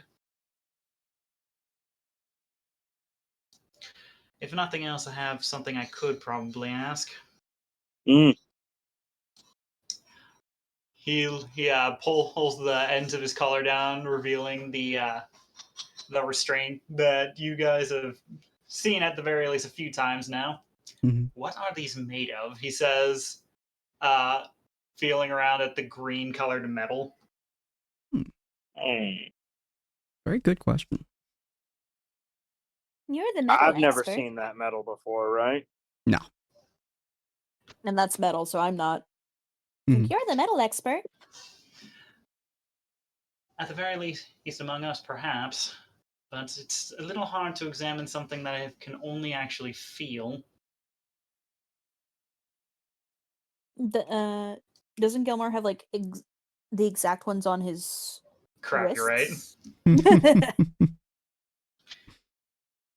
I have never seen a metal like this before. And I can only take guesses off of stories from other regions. And none of them I can think of really matches it. Well, maybe she at least knows, and if she knows, maybe we can figure out stuff from there. That's Oh, at the very least the hope. maybe we can ask her about how to take care of vampire lords. That actually wouldn't be a bad idea. Oh, I want a book! I want a book! And she's like super excited about getting a vampire book now. I tried to to divine sense on Gremley, didn't I? You tried once, yeah. And it didn't just not work, it like shattered. Yeah. No, you could not even fathom what she was. Sapphire, while you were gone, we got the thing out of Gilmar, and Sapphire healed him up to full. I assume that's what you wanted. Yeah. And we are now about to enter Grimley's shop. And before Ania summons it or tries to, she's asking the party if there's anything else they want to ask, just to get their thoughts in order before they go in there. So if Sapphire has anything to add, this is your chance. Your thoughts in order. Demise or pain? I can't remember that name. Grimley, or when I shot the eye and I had that little vision and that Oh, one name. Soul. Oh, I want to ask about Soul. if you would know anything about that name. Smart. Okay. Do you ask the party, or is that just your own mental note? I think I'd try and ask Grimley. Okay, but you haven't like told the name to the party. No, I would also bring Okay. it up at that time to them, like, Okay. since we're all going to be there. Mm-hmm. So Ania's gonna face the wall, and what was it again? Just say like Grimley's magic at the wall. Yeah. What she told you specifically was, if you ever need me, just call upon my name, and my shop will appear to you. So Ania's not sure how to do this, so she's gonna like raise her staff and just face the wall. Grimley! And she looks really stupid for a bit. You see the wall, like, it doesn't do much for a couple of seconds, and then from the middle of it, you just see kind of like, you know, like the circle that like people pull open in like old style like animations and cartoons and stuff. That's kind of what you're watching. Of like, it's like a tiny hole that's like being pulled open, but with like invisible hands. There's just like slowly growing. Yes, I'm pretty much thinking Looney Tunes. But eventually it pulls open and it just kind of like starts shaping itself into like a window frame kind of size, and then it just kind of starts expanding a little bit, and you can see the inside of her shop. Oh, it worked. That was easier than I was expecting. And he will lead the charge and go on in. Nice. Alright. So you all managed to get inside. It's not a particularly difficult way to get in, even with Cyril's antlers. It seems to have grown to his size. So for the rest of you, it's quite a nice journey inside.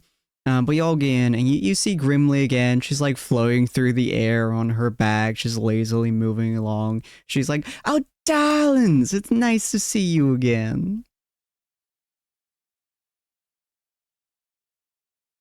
Oh, it's so good to see you. Hasn't it, Grimley? Indeed. It has been, however long it's been in your mortal times. What time do you follow?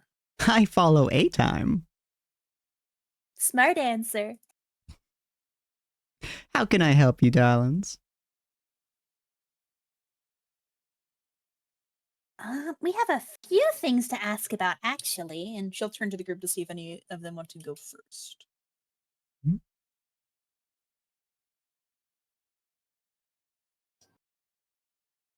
How closely did you examine the metal of these? Gelmar says, feeling the restraint on his neck.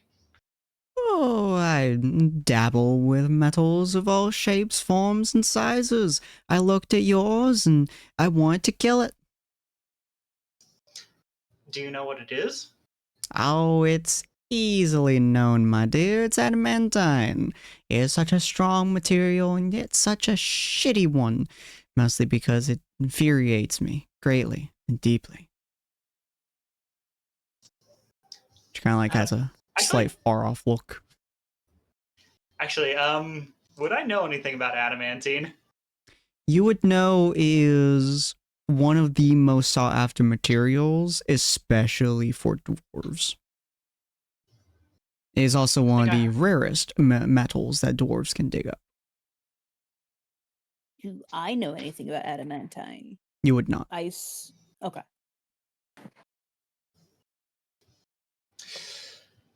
I think I I remember hearing the name a couple times, mumbled amongst the dwarves and the spires, but I we should. At the very least, I now have that's a name to further research. To We could break ask the Goran. bonds that chain you down, you simply have to find the one who bonded you in the first place. Or, kill your way through every entity on the existence of plane in order to break your bonds, but that's a little bit more difficult, as you may understand. Well, that narrows it down to 5 potential people. Oh, goody, you got close. She looks at you. Sapphire's asking if that's the metal that Rue was searching for. No, think the so. metal Rue is searching for is called tritium. It's an extremely lightweight and really durable material. Nowhere near as good as adamantine, but pretty sought after.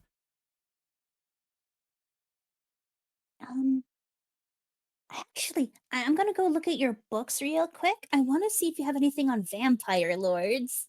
Absolutely, darling. And she kind of like hands you a piece of paper with like weird directions kind of on it. She's like, just follow this and go down here and then go here and then look this shelf on this area. And then you'll be able to find some vampire books over there. We don't have many of them. Some of them are fiction, but we do have some. And if you want some spicy ones, you have to go down that way. Ooh, okay, thank you. And then you will just follow the paper. Ania So comes back with investigate. an armload of smut. I found the vampires, guy. What if For she- research, I swear. What if she gives them to the vampire lord? Is this how you guys function? That would be better. Oh my gosh. I read up all about you guys in this historical manual. Oh, that was my fan fiction from back in the day. Oh my gosh. So Ania's left the group for the moment to go book hunting. Okay. Jesus Christ. Cyril got more stuff. Or do you have anything you want to say to Grimly? She's just kind of floating around, kind of chilling. She's also like looking at something in one of her palms. You're not entirely sure what it is. You can't quite grasp what she's doing exactly. Okay. Above game, I completely cannot remember the name. I have 2 names and I don't know which one's the right one. I'm pretty sure it was Soul, but I could be wrong. I think it was Solstice. Yeah, I had Solaris and then Solstice like echoing in my mind. I'm like, I don't know which one's the right one. I think it's Solstice. They both sound right, but they're not. Yeah, I think you're right. I think it was Solstice. Mhm. I want to ask her if she would have any information in any form about that name. Okay. She'll kind of look at you, kind of like closing her palm and then opening up again. It's just her normal palm now. And she looks at you and she like kind of rubs her chin a little bit, kind of taps it, and she's like, You're not dealt with somebody who had their memories forcibly removed before. Fascinating. You are a strange child. She kind of like tilts her head as she like looks at you like more intently. It's somewhat uncomfortable for a minute there, but she's like staring at you and she's like, You have anything to offer me, dearie?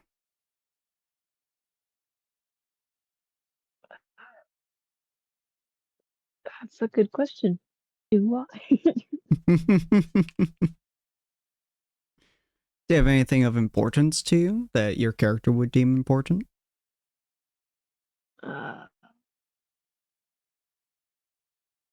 the question. How would she know what's important? She has no memory. This is true.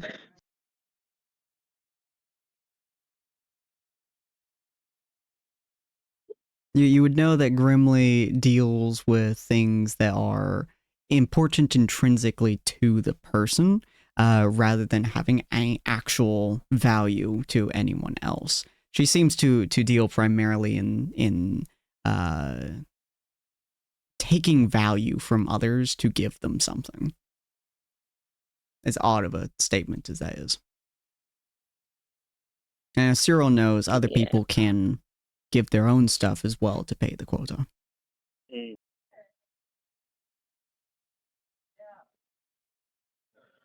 I don't know. The only thing I can think of would be the cloak I have. That was like, because it's like my memory is I don't know anything past or before essentially the party got together. She kind of like So like I'm looks going at off of like you. my recent past for this. She kind of like looks at you and she's like, interesting. How about we make a deal? And that immediately just like hair on the back of your neck like stands up. Something about the phrase "let's make a deal" does not sit well with you. Something from your past, but you're not sure what. She's like, how about we make a deal? You will give me something once you have your mind back, your memories, shall we say, and I will tell you about your good old buddy pal Solstice. Solstice.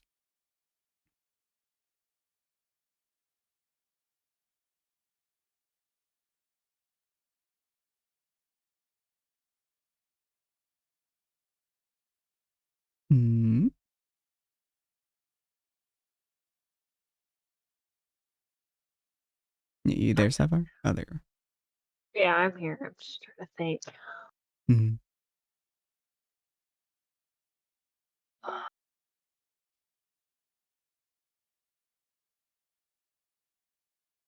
I think I'm gonna have to think about it. My shop is always open, dearie, until you grow old and you die. But there's no difficulty for me. It's quite intriguing. What about, and Cyril kind of like puts a hand near but not on. What about one of these that keeps growing in your hair every day? Oh, Sort of indicating the flowers. If they were just flowers. I mean, yeah, they magically grow from my hair every morning, but I didn't think they were anything special. I've been around for a long time, and you're the first person I've met who grows sweet-smelling flowers in their hair every day.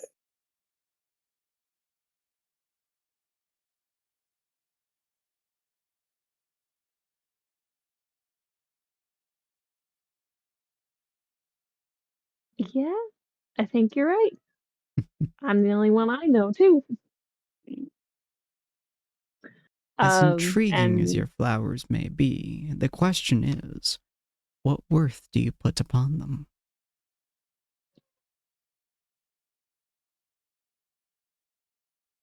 I never thought of them all that special, so I guess not much worth on them in my mind. And in my world, that means they have no worth. The worth of an item is not its monetary or sentimental value to others, is simply yours. Because the thing that I trade with, my dears, as she pulls out like a small vial of something or another, and she like holds it in front of her, is the very essence of the thing that you care about. It is not that I'm simply taking that which you value. I am taking the value you put upon it, is a more accurate statement. Everything in my shop is just items, tools to me. But that which you give me is something that I can never replicate. So if it has no value to you, it is simply a useless item to me.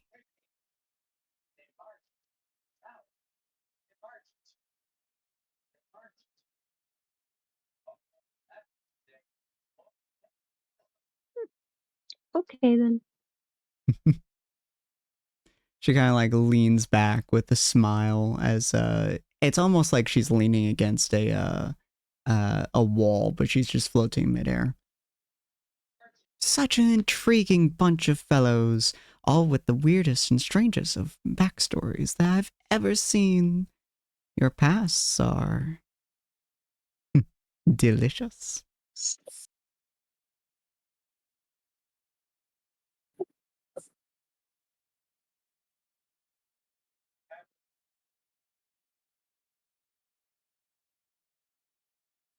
So what is it you seek, children?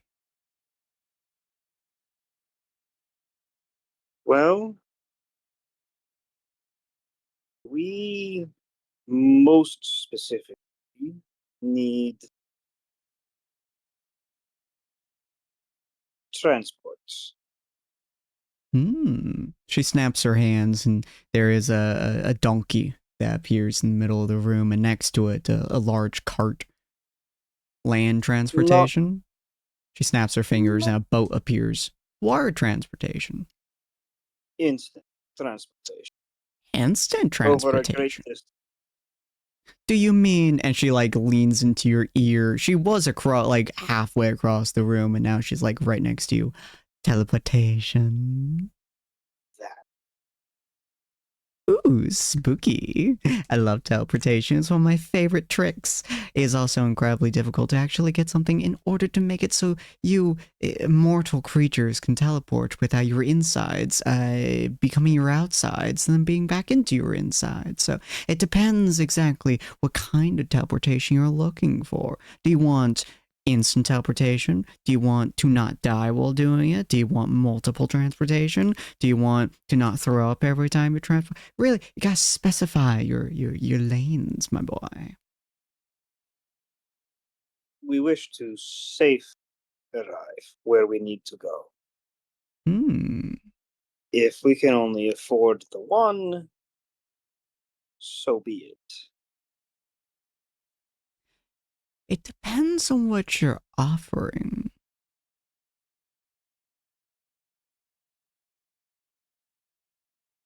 Have much left to offer.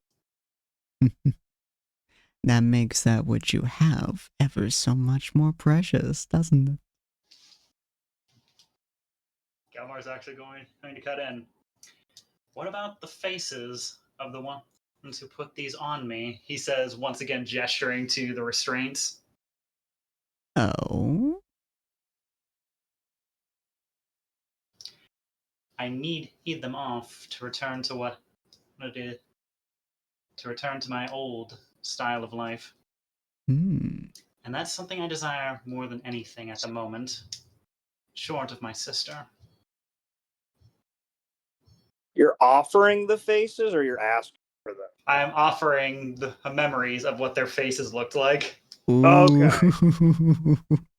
You see her grin gets like twice as large, and she's like, ooh, are you playing a very special ball game here, my boy?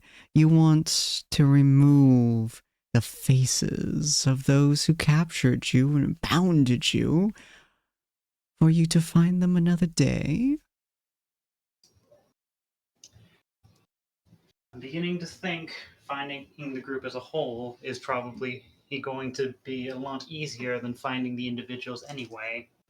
Even if the more direct route would no doubt would make this so much easier. In a manner of speaking. Fabulous. Well, if you would like to take the deal, then the other, my side of the deal would be for your great contribution. I will give you the ability. She pulls out a, it looks like one of your runes, but it's significantly more complicated. I will give you the ability to transport to any location of your desire once a month. Although, if you can spice up the deal a little bit, I can even make it twice. I believe the deal is quite spicy enough. Once a month seems a bit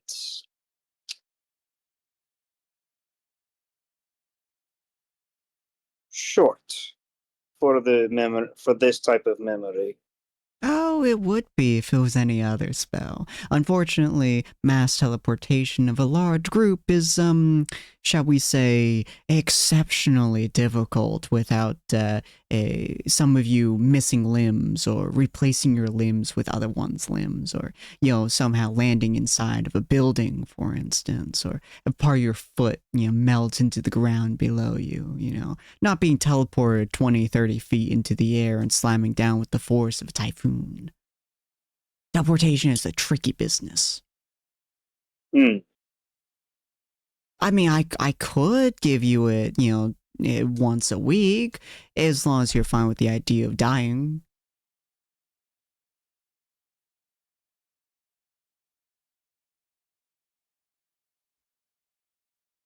I'm not okay with the idea of dying, but for a memory as important as this, could you maybe sweeten the deal just a little bit? And what do you want, boy? I'm asking for... You know what? I am actually asking for that twice a month. For memories like his. Think. That is more than fair. He simply Because seeks these to... memories are important.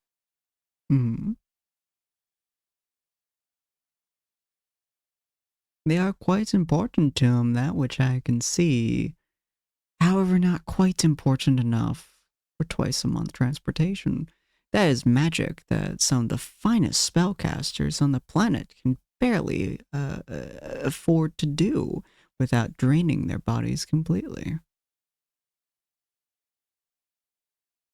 He's a fascinating specimen, and I do so enjoy the idea of him wandering and finding those that he has not dealt with before. I'll even be a peach and let him keep the feeling behind the idea when he gets to meet them again for the first time, so the sheer rage he can feel while not knowing why it's there. But in terms of twice a month transportation, well, I need just a little bit more, You know what? I'll even be a peach. If you give me something of yours, I'll even tell you about her friend.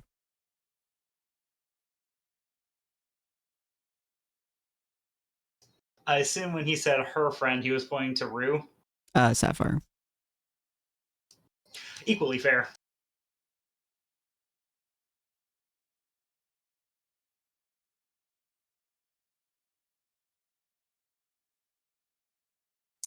And he's just standing there considering it for a moment.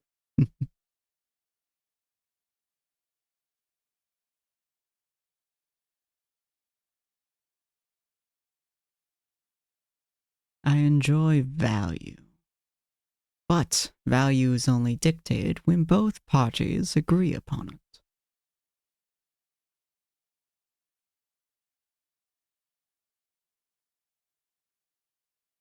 Do you have memories you wish to lose, boy?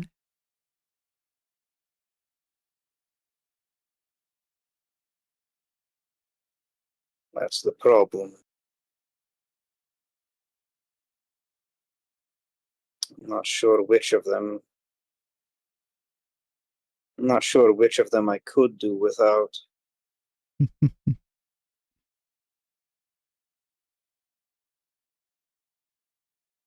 Forgotten so much already. Memory is such a fickle little thing.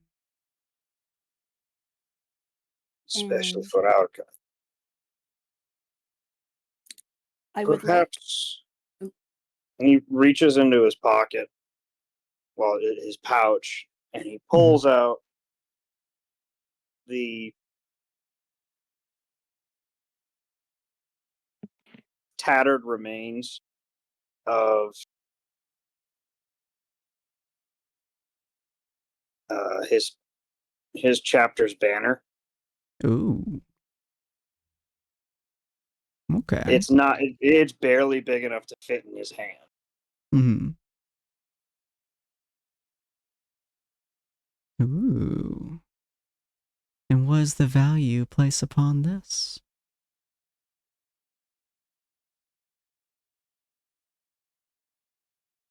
It's one of the few things I have left from back then. The only other thing I have wearing, I would be. That will do. Ania, you were saying something? I just wanted to have Ania shout from like the books, like, "Don't pay for my book this time." You guys very faintly hear that, but Grimly smiles and she gently takes the tattered cloth, and it then disappears before you can actually see on a rather high shelf in a glass container next to several others that look to have some decent amount of importance. It's now suspended inside of pretty much a glass jar of sorts, high up, where it's quite difficult to reach up there. But she smiles as she takes it, and she's like, "That will do nicely indeed." And she looks at Galmar and she snaps her fingers. And Galmar, you feel like an intrinsic part of your memory fade. It's like you can feel it dissipate. It is very uncomfortable. It is a very, very deeply uncomfortable feeling. And you can still remember, like, the feeling associated with the people who stole who bounded you and stuff, but you can't for a life of you remember their faces, their names, even their races. You can just remember the anger. Definitely cannot remember their actual body sizes either. Mm-hmm. Good. Well, now that we have that, she like spins the rune, and you see it gets drastically more complicated. This thing, like the rock itself, has to grow a little bit from just how complicated the sigils are on it. And Gelmar, you can appreciate the craftsmanship of these runes. They are far and beyond anything you can even fathom doing. Is one of the most complicated spellcraftings you've ever seen. As she kind of spins it around before pretty much just tossing it to Cyril. That's what gets you wherever you wish to go twice a month. It does not matter when during the month that you do it, but you can only do it twice. Every single month on the 1st at midnight, it will reset. If you've not used it already, it will in fact reset anyways, so you only get 2. And if you overuse it, if you try for a 3rd, it will rip every single piece of your entire existence apart at the seams and maybe put it back together. Not actually sure what happened if it tries to put you back together, but it definitely will take you apart. So be sure to use them, but also be sure to keep track. Indeed. And if you're ever wondering if you used it twice, don't until the month is over. It will end very badly if you do not. But if you ever wish to kill somebody, just put in their hands after you used it twice, tell them to think of where they want to go, and you will never see them again. Or the item, because it does travel with the person who uses it. But it will kill them. 3 questions. Hmm. The stone that she threw me, are we talking like a slab, or are we talking just a bigger rock? It's a relatively flat rock that is about the same size as your entire hand, open palm, stretched out. It's big. Big, but definitely transportable. Oh yeah. Okay. I got so it like back holding. I could slip that into my pouch. Yeah. It's a little bit thick, but you definitely could. Second thing, the jar's near where the remains of my banner ended up. Mm-hmm. Do I recognize? Are there other banners up there? You can see some of them are different cloths. Not of your company. You don't recognize any of them, but they're definitely other cloths.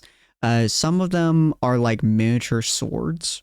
They're just kind of floating and spinning in area. From what you can kind of tell from the presentation, it looks like a gathering of items by people of your nature. Oh, okay. All right. Mm. And then the third thing is he's going to indicate to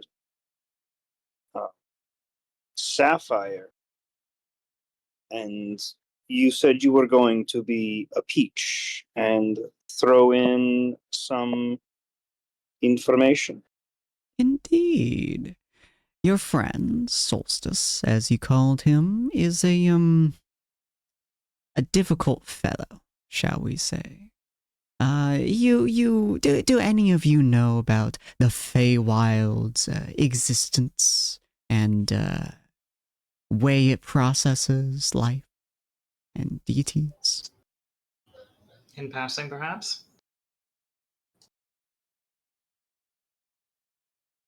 I'd probably say Definitely in Cyril, you don't. passing. Yeah, I don't think you would, Cyril, if I recall correctly. I don't think yeah. Yeah, I don't, like the rules of the Feywild wouldn't have come up in Fairy Tale. Mm-hmm. So, and yeah, you can vaguely hear some of this. Her voice travels like really far. It's almost like she's talking in every corner of her shop at once. So you can hear her. Was I able to hear all the other stuff? No, just her. Okay. So Ania's assuming that she's also talking to Ania and that she's doing this on purpose. So Ania will she'll yeah, I know. You guys vaguely hear some of what Nia says, and she goes, "Fascinating." Well, essentially, the way that the Feywild works is, your friend can tell you over there, is they don't do deities the same way we do. What's a good way to put it? Oh, imagine you wander into the Feywild, and everything around you changes. Suddenly, a rock turns into a fish, and a toadstool turns into a tree, and a branch turns into a different kind of branch. I don't know, you get the point. It develops based on those who have wandered into it, and the deities are no exception.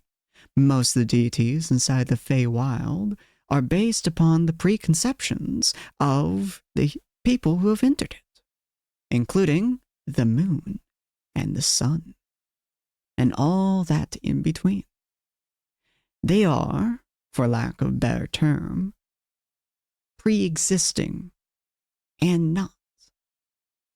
They are wild and free, and yet constrained and contained. And so leads into your friend Solstice. He is, as his name implies, part of Sol, the sun. He is a god who is more mortal than he seems. You were a friend of his for some time, the details of which I don't know, and I don't bother to care for. I'm sure you'll be getting those memories back one day, but for now, who gives a shit? But you were friends with him to some degree, and some war is happening between the fates, between the stars and the darkness, between the sun and the darkness. There's really no other darkness term, is there? Well, that's kind of depressing. Anyways, it's a war between the shadows and the bright. And you're somehow smack dab in the middle of it. Soul's also in the middle of it to some degree. He's wandering. He's traveling. He's seeing the world. Kind of looking for you.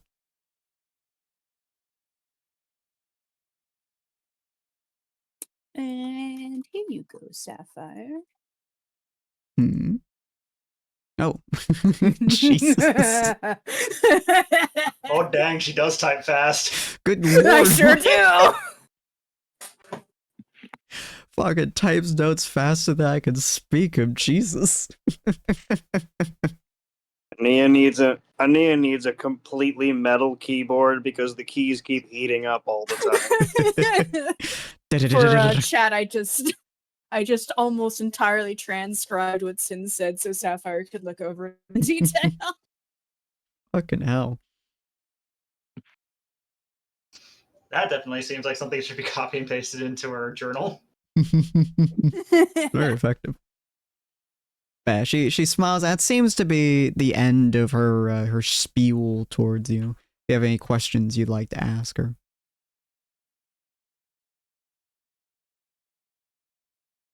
Why would he be looking for me? Why do friends look for friends? Why are you with this party? The questions are never ending. It could be that he's in love. It could be that he misses his friend. It could be that he wants to kill you. I don't know.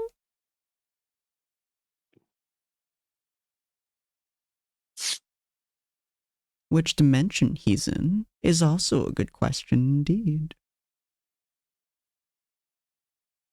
Do you have the answer to that? Oh, I do.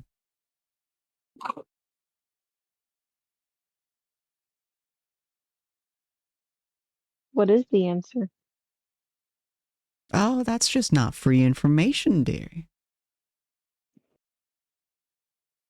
A girl can try. Can Ania hear that? Huh? Can Ania hear that part? Yes. That's not free information, is what you would have heard. Ania will shout up from the bookcases. Oh, my payment can probably cover that, maybe. Like, she seems to already Ooh. have something in mind. Ooh. I'll get back to you, sweetie. And then she disappears and just pops up right behind Ania. And what are you looking at here?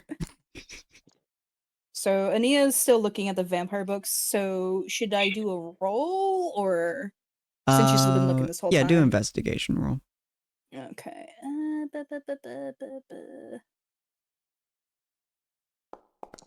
Oh, good, it works now. Nice.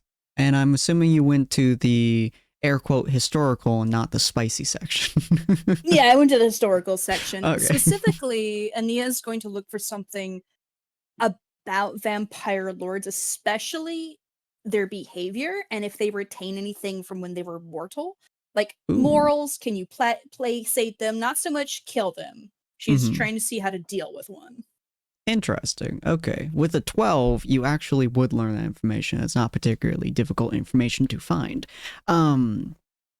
You would have learned from the random books that you're reading. They're of all different types. Some are a little bit more kind of knowledgeable than the other ones.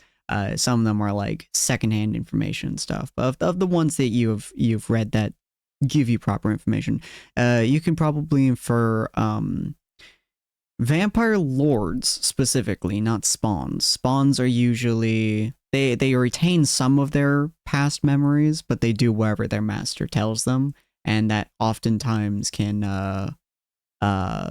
overwrite their memory, shall we say. But lords specifically, they come from spawns or they're made initially. The whoever turned them gets to choose, essentially. It is more like an infection than it is anything else, than a curse or anything like that. But it's a controlled infection, if that makes sense. They usually retain their memories, at least to some degree, especially if they were made into a lord at first. They usually retain almost all their memories. And oftentimes, a vampire lord's motivations are based on what they wanted to do while they were still mortal. Usually speaking, people who get turned into vampire lords specifically are those with some kind of extreme ambition like something that they desire to do. And oftentimes it's people who've made deals with vampires in order to make themselves into a lord. And do let me know if you have another question I didn't touch upon. So she's just read this basically. Is there a book she can get to read further? Like to learn more stuff maybe about vampire lords in the future if she buys it? With that 12, I would say none of the books specifically would be of like hardcore reference. There's a couple of books that like gives you some pseudo reference of the stuffs. Like one of them was about the biology of vampires compared to mortals. Kind of like how they function, how they shapeshift. But probably the only one that you would think would even be like remotely good to bring would be one that is kind of the history of vampires to some degree. It's told more as a folk tale / fiction story than it is anything else, but it has some reliable information that you've picked up from like some of the other books. They've matched in terms of terms and processes and stuff like that, and from what you've seen of E as well. Okay, and does this historical folklore book also have like potential weaknesses if we do want to look into that? From what you can tell, there's a few of them. You're not 100% sure how correct these are, but one of them is they cannot travel across running water, which seemed to make sense for E, as there is a moat outside of the castle. Although you're not quite sure what is defined as running water, and the book doesn't define it. Sunlight, it won't kill vampire lords straight up, but it will severely weaken them, and is something that they avoid 9 times out of 10. And then the only other weakness is fire that you can think of. They don't necessarily take, fire doesn't like super impact them. They just, at least from the fiction book you're reading, they cannot heal from fire. It doesn't fix itself the way everything else does. Okay, as long as she can get further reference, she will have that book in her hands. Okay. And she'll show it to Grimly, like, oh, I think I picked out this one. Ooh, fancy. And then she'll like get a little bit serious, and she's facing Grimly, and she'll say, as a druid, we have much knowledge on different creatures of the world, especially ones we personally study.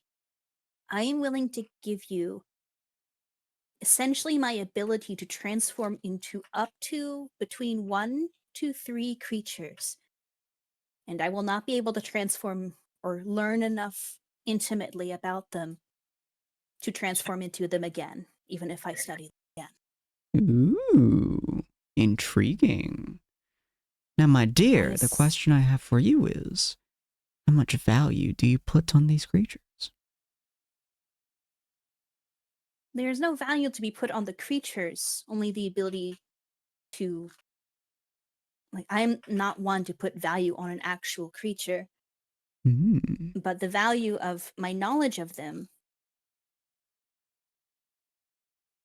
it means quite a lot to me as a druid, but compared to what we are doing, I think the animals themselves would prefer I have the ability to help rather than to transform, if finding ways to help is more beneficial in the long run. Interesting.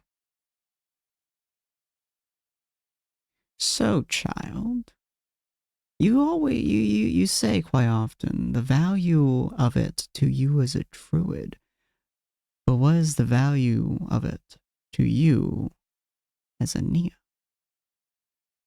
She smiles a bit, because in a sort of haha, you caught me sort of way. It's not like huge, but it's there. And she looks at the book, and she thinks a little bit more, and she's like, it's not the thing I value most out of what I can do, certainly. It does still have some value to me, but you didn't ask me what was the most valuable to me. And Well, do you need what is most valuable to me to make a payment? No. I just require to know how much value it has to you. And she's going to counter with a question of her own. What exactly is it you take? If you were to take this from me, would you only be removing my ability? My knowledge? That's a very good question. I remove the value you place upon it, which is so intrinsic to you as a mortal that it just doesn't work anymore. So say I took your ability to transform into a boar, for example. I do not just take the value you place upon it. I remove the very essence of what it means to you to be able to turn into that boar, which makes you unable to do it there. But if it has no value to you, it doesn't give me anything. So if I were to say in even more simplistic terms, offer you my love of a food, would I no longer even comprehend why I loved that food in the first place? The food simply wouldn't taste anything important to you. You would be able to taste it. It would taste like sugar or meat or savory or whatever it is that it was. But it simply wouldn't be important. So whatever importance I do have to my transformations, I will not even be able to comprehend or think of it after it is taken. No? You will remember that you used to be able to turn into a boar for sure. You might even be able to remember the specific details of the boar, but you simply just won't. Neil will think on it a bit more. Value is a very important thing. It is something that transcrosses dimensions and realities. Those in one reality can value something, even another reality, the exact same way.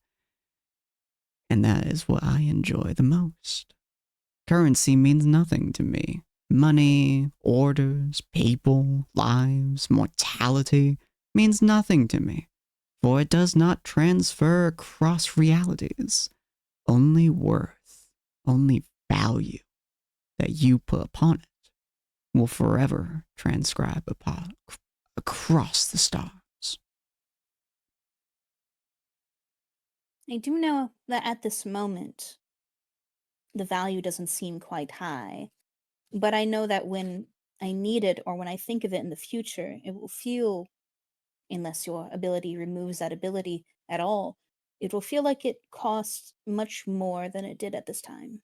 So my ability to give you a current value is a little bit difficult to pinpoint at this time. Adjusting value based on circumstances. Fascinating. That does, in fact, actually change the terms. It makes it more intriguing because that means that its highest value, it could be something that impacts you deeply. At your lowest value, it simply doesn't. Which could So mean a much more compromising deal would be when I need to transform into something the most, it is then it is taken. Indeed. Depending on how much you wish to take, it will either be 1 or 2.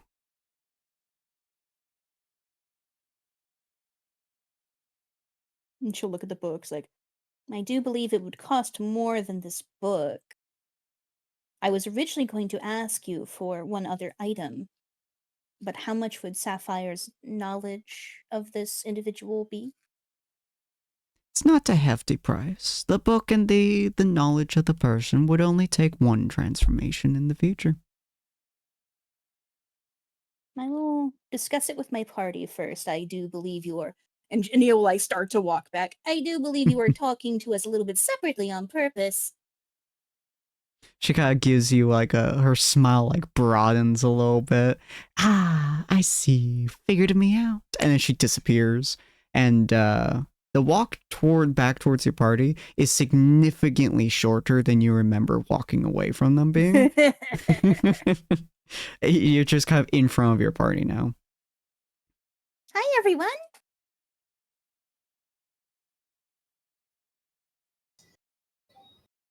Where did you And come she's like from? holding a book. Oh, I came from the book section. I didn't pay for anything yet, don't worry. And she'll look over the party, like, Did you guys already buy anything? We bought a way to and from twice a month. Ooh, do I get to know what was the payment?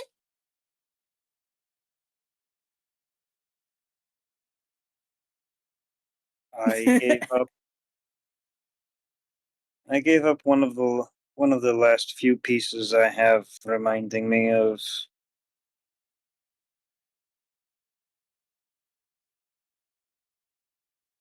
back then. I can't remember the people most important to getting these off. He says, putting a hand to his to the restraint around his neck.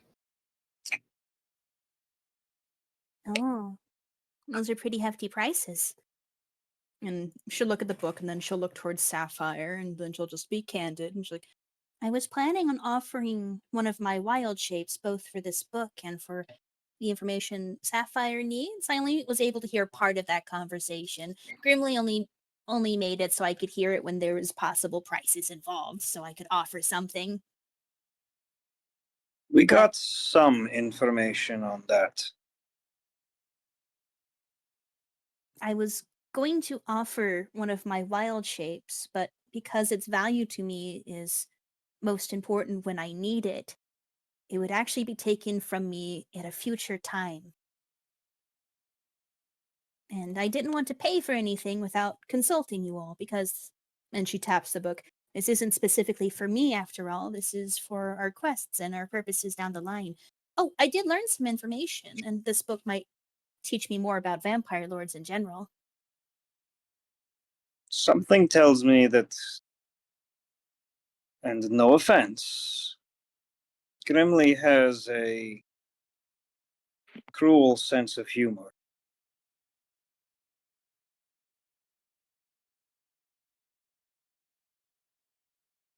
Potentially. And she'll look to Sapphire and she'll say, Do you believe this is information, I assume where this person is? Would you like someone else to pay for it? Or is this something you want to do yourself? I'd appreciate the help, but I don't want anybody to feel obligated to. Who is this person you're looking for? I did hear pieces from Grimly. You seem, if you're willing to trade stuff for them, must be fairly important. All I know is they have something to do with my past that I can't remember, and I'm just trying to find information. And you don't even know which dimension they're in. If we find out they're not in our dimension, it'll be harder to get to them. oh, and she'll perk up and she'll reach into her robe and take out the sending stone. And she'll say, I was able to use my sending stone to contact the astral dragon during that crisis we had in town. I don't know if yours will be able to reach out to this person since you have foggy memories of them.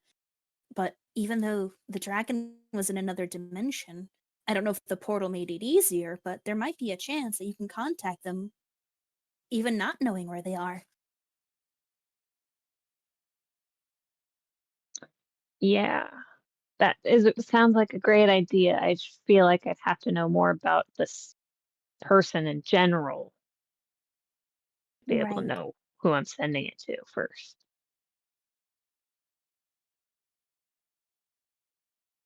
Would you like to see if, oh, And she'll turn to Grimly. Do you have more information on the person?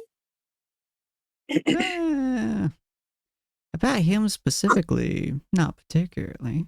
As she kind of like pops up next to you, you just kind of like look over to your side at nothing, and then she just appears. She's like, about him, not particularly. He is not of shall we say, importance to me. About the Feywild itself, that's a treasure trove. But your friendo, she kind of gestures to Dakota. It definitely has more knowledge about the war than they seem to think. Let me write that down real quick.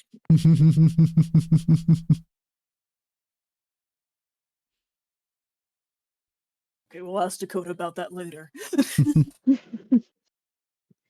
I guess we can wait on that for now. My shop If that's is okay always with open.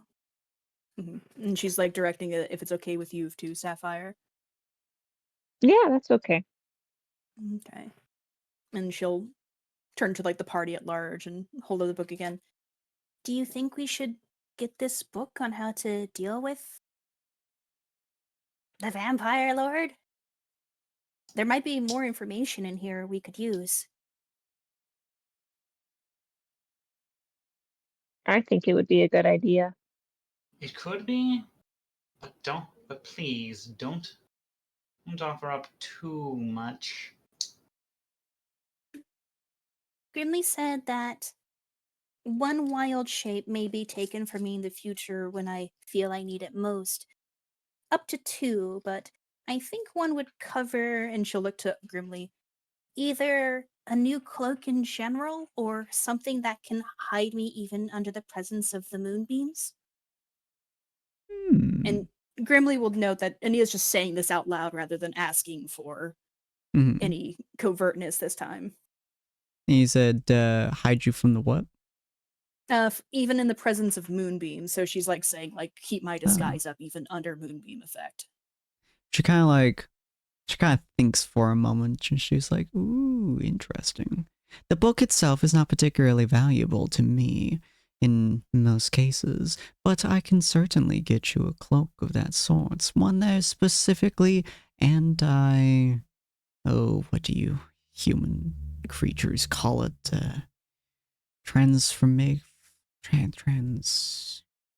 I don't recall what it is. The thing that changes you from one form to another. I can never remember the silly words you mortals put on it. But I can certainly get you a cloak that can hide you from the presence of all that may seek to look deeper in. But of course, with most of my items, there is always a drawback. It may hide others from seeing deeper within, but it will also hide you from appearing out. Oh, no, gross. Like instant. I can always adjust that, of course, but adjustment requires higher prices. It will require 2 if you would like that. Nah. And she'll look at the book and she'll think, like, I'll take that one wild shape. And she's saying this specifically because she doesn't want Grimly specifically to take a starry shape. So she's very specifically being like, well, don't take the star shape. I value that way more. That's way overvalue. And she'll say, wild shape for this book and perhaps something in the future. My tab. Interesting. She kind of snaps her fingers, and the book, you can see like your name kind of appears on the cover in weird writing. It doesn't seem to like actually be in the book or on the book. It just, your name is just there, just Ania on the front. And only you can see it, the rest of them don't. But she smiles and she's like, my shop will always be open to those who wish to see it. If you would like more things, I would always love to hear it. You do have indeed one thing of moderate value that you'll be able to get from my shop at any point of your choosing. And even if you desperately need it, just call out my name and what you require. and you may get it. Ania will nod, and she'll seem very satisfied with this. And she'll turn back to the group like, Well, that item you got sounds really good. How many times did you say? 2 times in a month. That's perfect. Do we have to like space them out or They don't have to be spaced out, but it can only happen twice in a month. Try for 3. I would love to see. She has confirmed that it could potentially work for the 3rd time with uncertain results. And one of those certainties is whether or not we'll survive. Or uncertainties is whether or not we'll survive. Suppose that okay. means it could be used as a weapon Still. of last resort.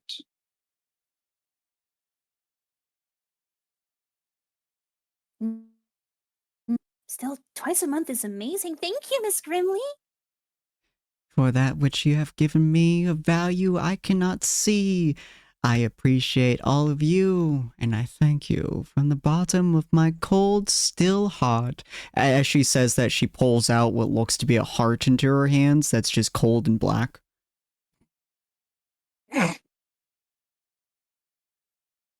See what you did there.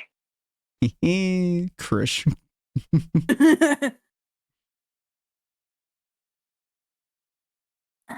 Does everyone have everything they wanted then? Oh, more or less? I had one more question, but I'm not certain I want to pay for an answer to it right now, so I think I'll pass on that.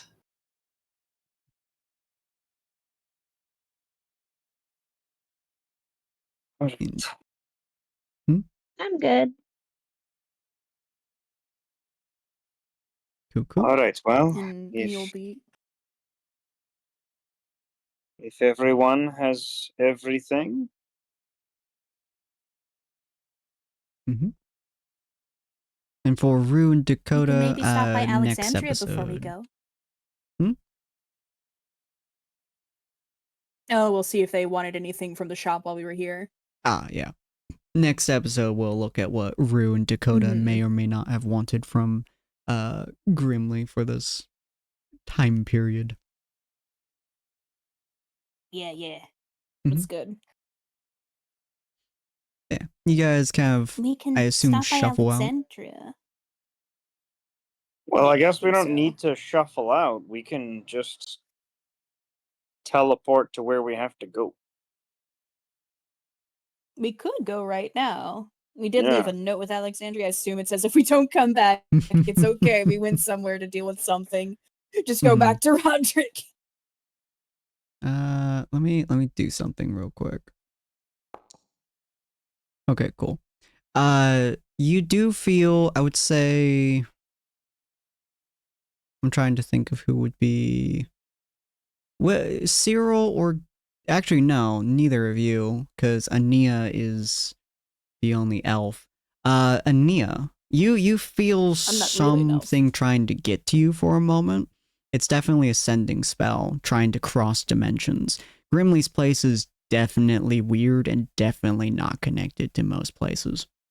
So the spell kind of has a slightly difficult time getting to you, especially since it's not something you enjoy. I hate sending spell. But you hear in your head the ambassador's voice, Alicia. She says to you, directives have changed. Danger in the tree. No report from what are they called? Councilmen.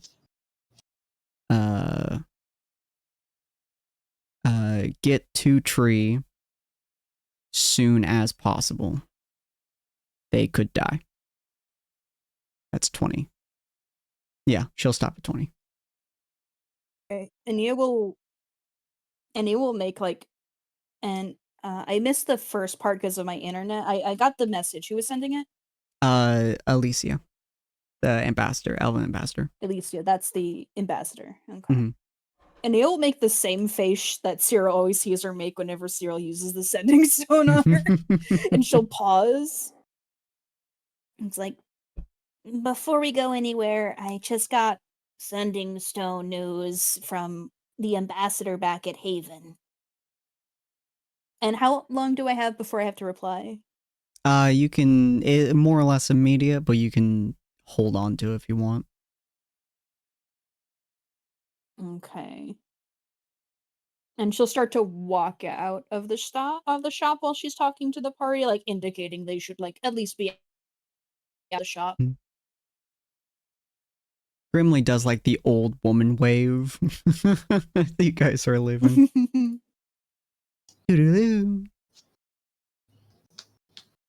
What's the news? Till next time.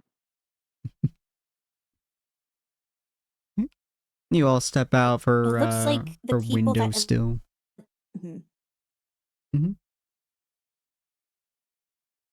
It seems like the ambassador Haven, it seems that people may die if we get there soon.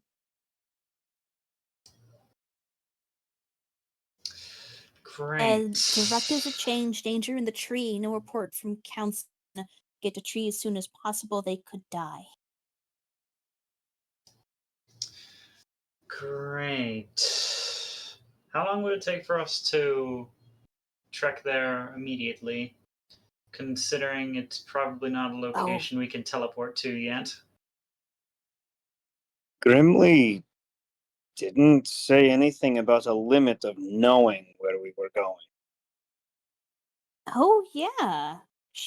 We should have asked. Is the thing still open? It's still open, yeah.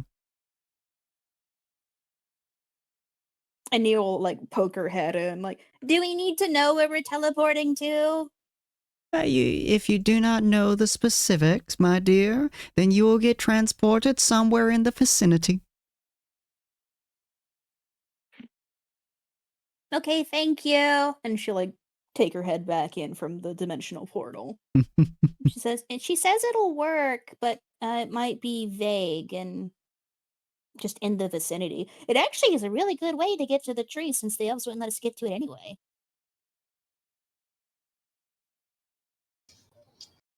But to Above walk game. there would be a while.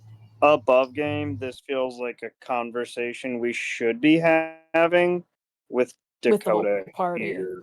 Yeah. Because this is gonna be a moment that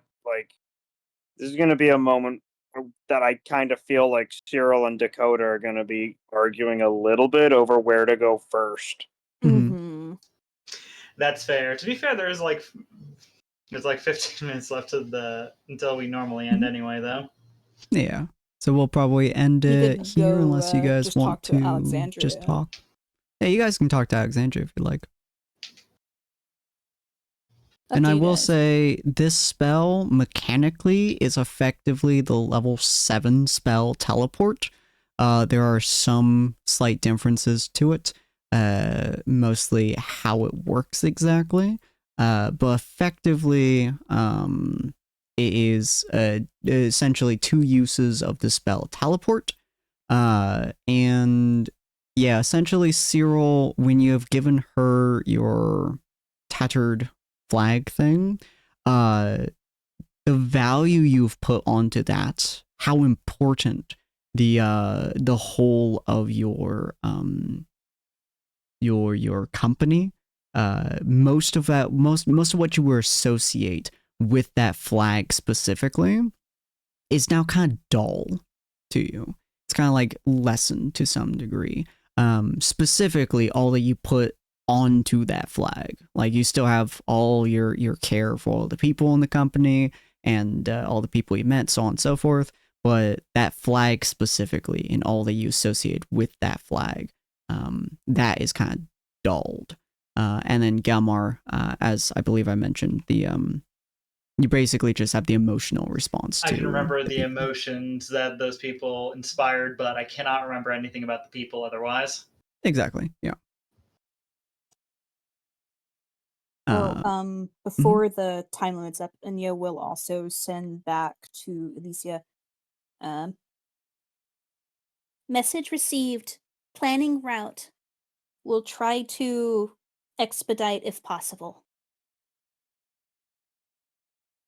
Cool.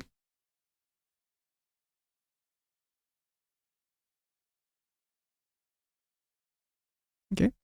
And then, do we want to end it here, or do we want to go talk to Alexandria? Do anything else? We can't go into town for anything. They hate us.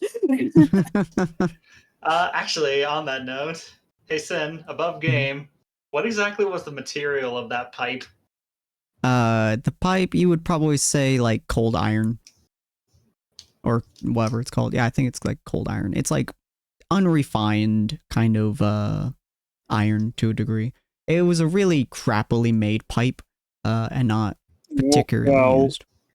Party wants to keep it. Well, now, so that brings up a good point, because there's some lore where cold iron has a specifically increased effect against fey creatures. Fays are exceptionally weak to cold iron. So, if that busted pipe is cold iron, we're cleaning it off and we're keeping it. We go back to town for a pipe and then leave. That'd be so deranged. Sapphire just puts on a hood, walks over, picks up, walks back. Basically. Oh, even better. I could just pull on the Obsidian Wyvern's cloak. Oh, God. Can't we just, get that cold iron from anywhere? In theory, yeah. Also, since Ania is technically a fae, according to the changeling race, I assume touching it for me doesn't do anything. It's more like if I got stabbed with it. Yeah, so for the most part, depending on how fae you are, I suppose, is how it affects you. So, you've primarily been born and raised in the material world, and you are only fae by nature, more or less. Yeah. You would also know from general experimentation, your core form cannot touch cold iron. It burns you. Ooh, interesting. Okay, yeah, so only in a transformed state. Yeah, but most fae creatures, they touch it, they get nasty burns, which is also why it's used to beat the shit out of them very often. Yay, now I have 2 reasons to hate metal. It's also really hard for you to tell what is the difference between forged iron and cold iron. Got it.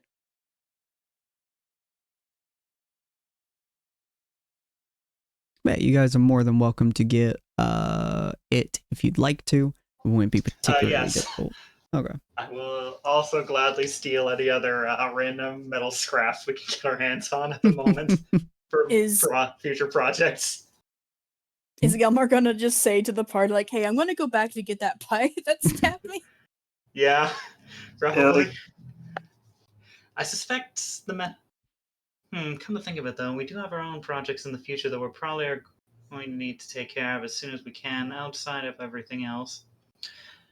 Perhaps I should go and get that pipe. I'd imagine it could be usable as a part for something. It's just a pipe. I think that was a water pipe. You can get them from the ground. I'll take any kind of scrap I can get my hands on, especially if it's of a similar class of metal as the one I'm working with. Now, don't go towards the actual damaged areas. I think that's pretty disrespectful if we took anything from there. Don't worry, my plan is to just grab the pipe and get out at the moment. Okay, if you want that. And she's gonna tuck her book away into her bag of holding. Would I need any sort of check to go get that, or can I just go take it? You can just go get it. They most of the people in this area either don't really pay attention to you or are currently trying to rebuild a different part of the area. So there's not a whole lot of people in this spot. I'm just gonna add a new piece of loot to my inventory that I'm just gonna call metal scrap. Yeah, make sure to name it Cold Iron Scrap. Ooh, good. That way I don't forget in the future. Fair enough. While Gelmar does that, and he is actually going to turn to Cyril. She's like,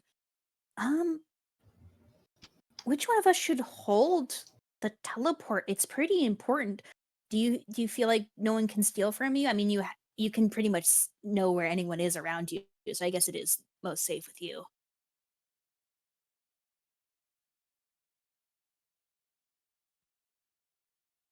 Cyril? I hadn't thought of that, to be entirely honest. That's what I'm for.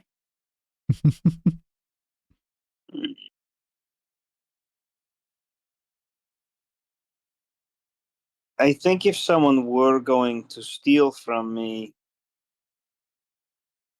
it wouldn't be that they would try to sneak up on me. They'd do it in a crowd.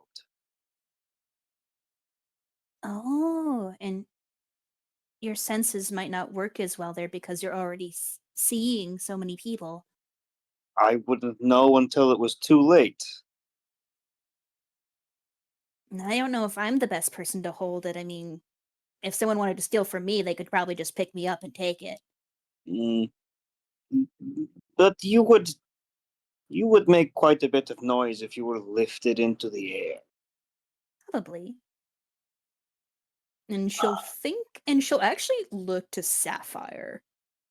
She'll be like, Sapphire, what do you think? Do you think, how good are you, like, against thievery against you? I mainly stick to the shadows. People don't really pay me pay me much mind. And she'll look to Cyril like, About having Sapphire hold it. That's a good point. I'm okay with that. He reaches into his pouch and hands the tablet to her. I take it and find a pocket to put it in. it's pretty big. It's pretty Find a hefty. big pocket. I have a explorer's pack, I think. Yeah, you should Ooh, have a okay. satchel, so you can kind of Nice. shove it in there. It's a little bit large, but it fits. Perfect. I feel safe with it there. Mildly unwieldy. They said I might actually have a weapon to track down in the future with regards to the cold iron scrap, because I vaguely actually remember a specific one that could be probably made with this material if this is the case. Ooh, I'm intrigued. It's probably not anything exceptional. Special. It's just a very particular quote-unquote magic weapon that's good at fighting Fae. I like it. I will also state, based on most of y'all's knowledge of magic, and based on you guys having held the tablet, it seems pretty damn near indestructible. You're not quite sure what it's made of. It's not stone. Nice. Yeah. So it won't be smash, and it's probably going to be hard to steal considering how wieldy it is in the first place. Mm-hmm. You could potentially beat people over the head with it. Yeah, I mean, something that's like the same size as Cyril's hand is a decent sized piece of stone. Yeah. That's a clubbing weapon right there. Pretty much. Especially if it drops on somebody's head. Headache and a half waiting for them. Sapphire becomes Macaulay Culkin. Oh, God.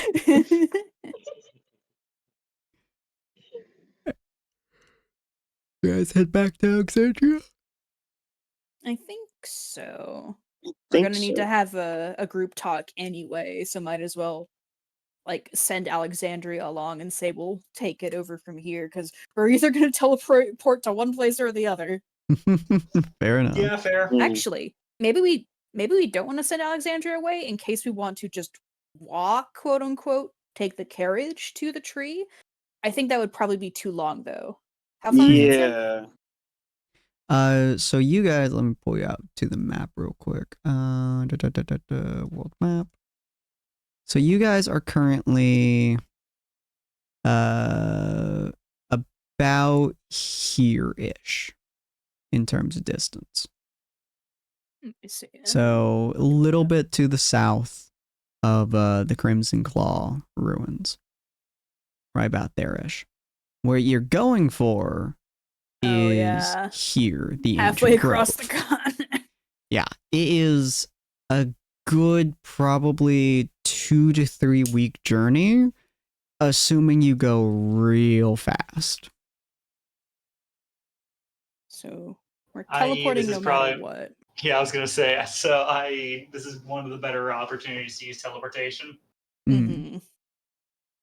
But it is always important to remember you only got 2 uses of it, and you're not 100% sure how the teleport works exactly. That's fair. We did. Wait. I guess technically speaking, the second one we have in plan would be dropping us nearby to the Haven. So probably Well, we can be as either. bad. We can I will use say both the teleportation magic specifically and the spell of teleport is magic you guys have not ever heard of or really contemplated before. Anything above 6th level is magic that has not existed on this plane of existence. So the idea of instant transportation from one place to another is obviously a decent concept. But in terms of actuality of using it, never been used before, never been seen before. And so you guys quite literally, yeah, you guys are about, if you guys decide to teleport, you will be doing the very first teleport that has happened on this continent, period. Oh god. Which may or may not end badly. Oh no.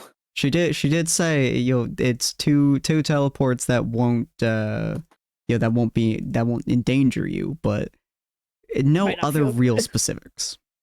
Maybe we'll make a crater where wherever we land, like there's just this giant void orb that appears, and then like the ground below us is gone, and then we appear in the crater.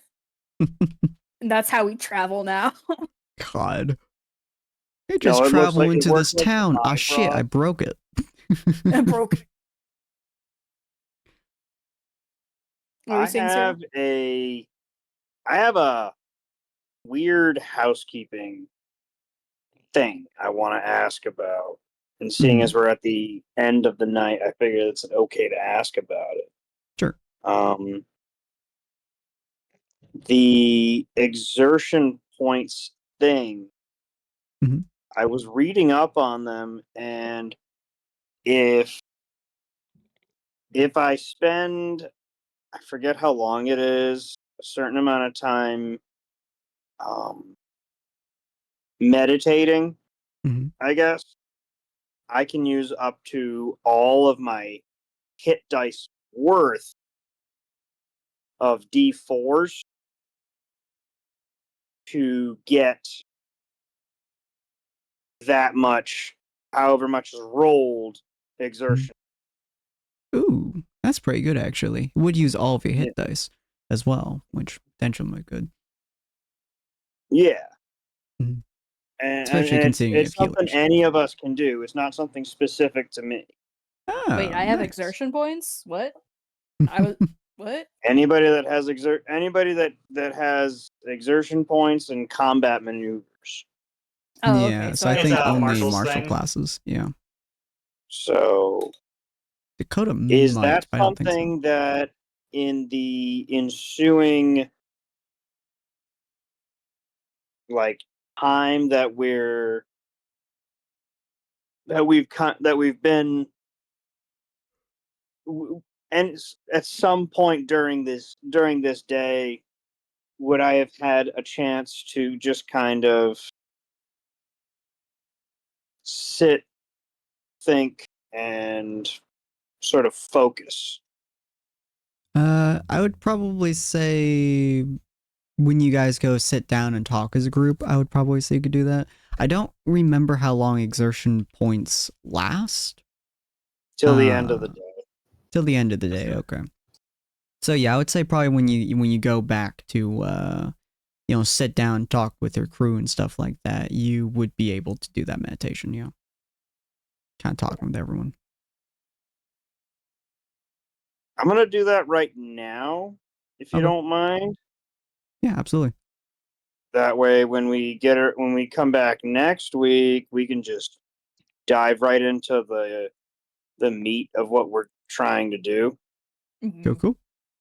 I'm using up all my hit dice. I know it's a risk, but So what are you doing with them exactly again? So he's going to be rolling 8d4, and whatever number he gets is going to be how many exertion points he has to use on some of his abilities. But it will make it so that he is incapable of using hit dice to heal for the rest of the day, essentially. Okay, so it lets him do special maneuvers, but he doesn't get extra healing. Yeah. Okay. To be fair, those things only really apply during short rests anyway. Mm-hmm. Which I really want to adjust at some point, but I need to figure out specifics on how to do that. I might have done that already, but I have to look through my rules at some point. But yeah, feel free to roll 8d4. Ooh. not bad. That's a lot 4 of natural exertion points. ones. Oh, that is a disgusting roll. That's an average of like two per dice, so that's not terrible. Yep. Oh, good lord! At least you pretty got average roll, yeah. two fours on there, and that's good. Evens out. Yeah, I mean that's 2 second level spell slots worth of exertion points right there. Yeah. I'm just amazed that he did not get a single 3. I know, right? Foundry, man. It's just as bad as Bogsy. Bogsy's just like, I will win. All right. Well, I don't hopefully... know what the competition is, but I'm gonna beat you all at it. All right, well, hopefully you guys all enjoyed this episode. If you guys did, please hit that follow button. Go check out Ania and my sister Colty as well, even though she is not here. But you guys can check them out right there. I'm going to move over to my end screen, which, yes, is in fact playing things the way I want it to. And we're going to go ahead and find someone to raid, assuming that my audio is... Yes, is indeed playing the way I want it to. We're going to pop over to find somebody. Who do we want to raid today? Lissa's playing Repo. I know we were interested in that story.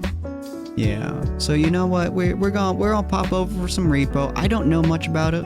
I know. Yeah, what is this? Is it like Repo the Genetic Opera, or? From what I heard here, it's like, kind of like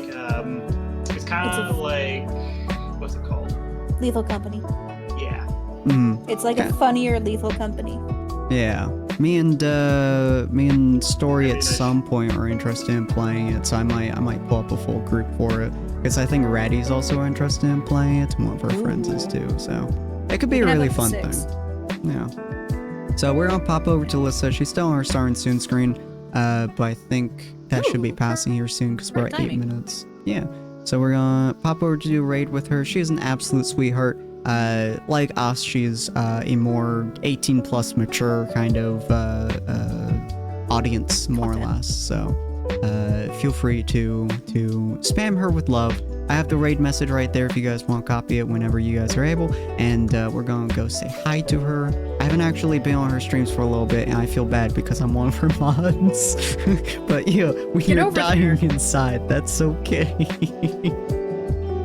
Anyways, we'll see all of you fine folks next week. We'll be here with Rue and with Colty as well, and we're gonna see what you guys will decide on where you guys want to go, either to the Alvin area or to the Parasite area. Yeah. The Parasite. But it'll be very interesting finding out. All right, have a good night, ladies and gentlemen. Bye.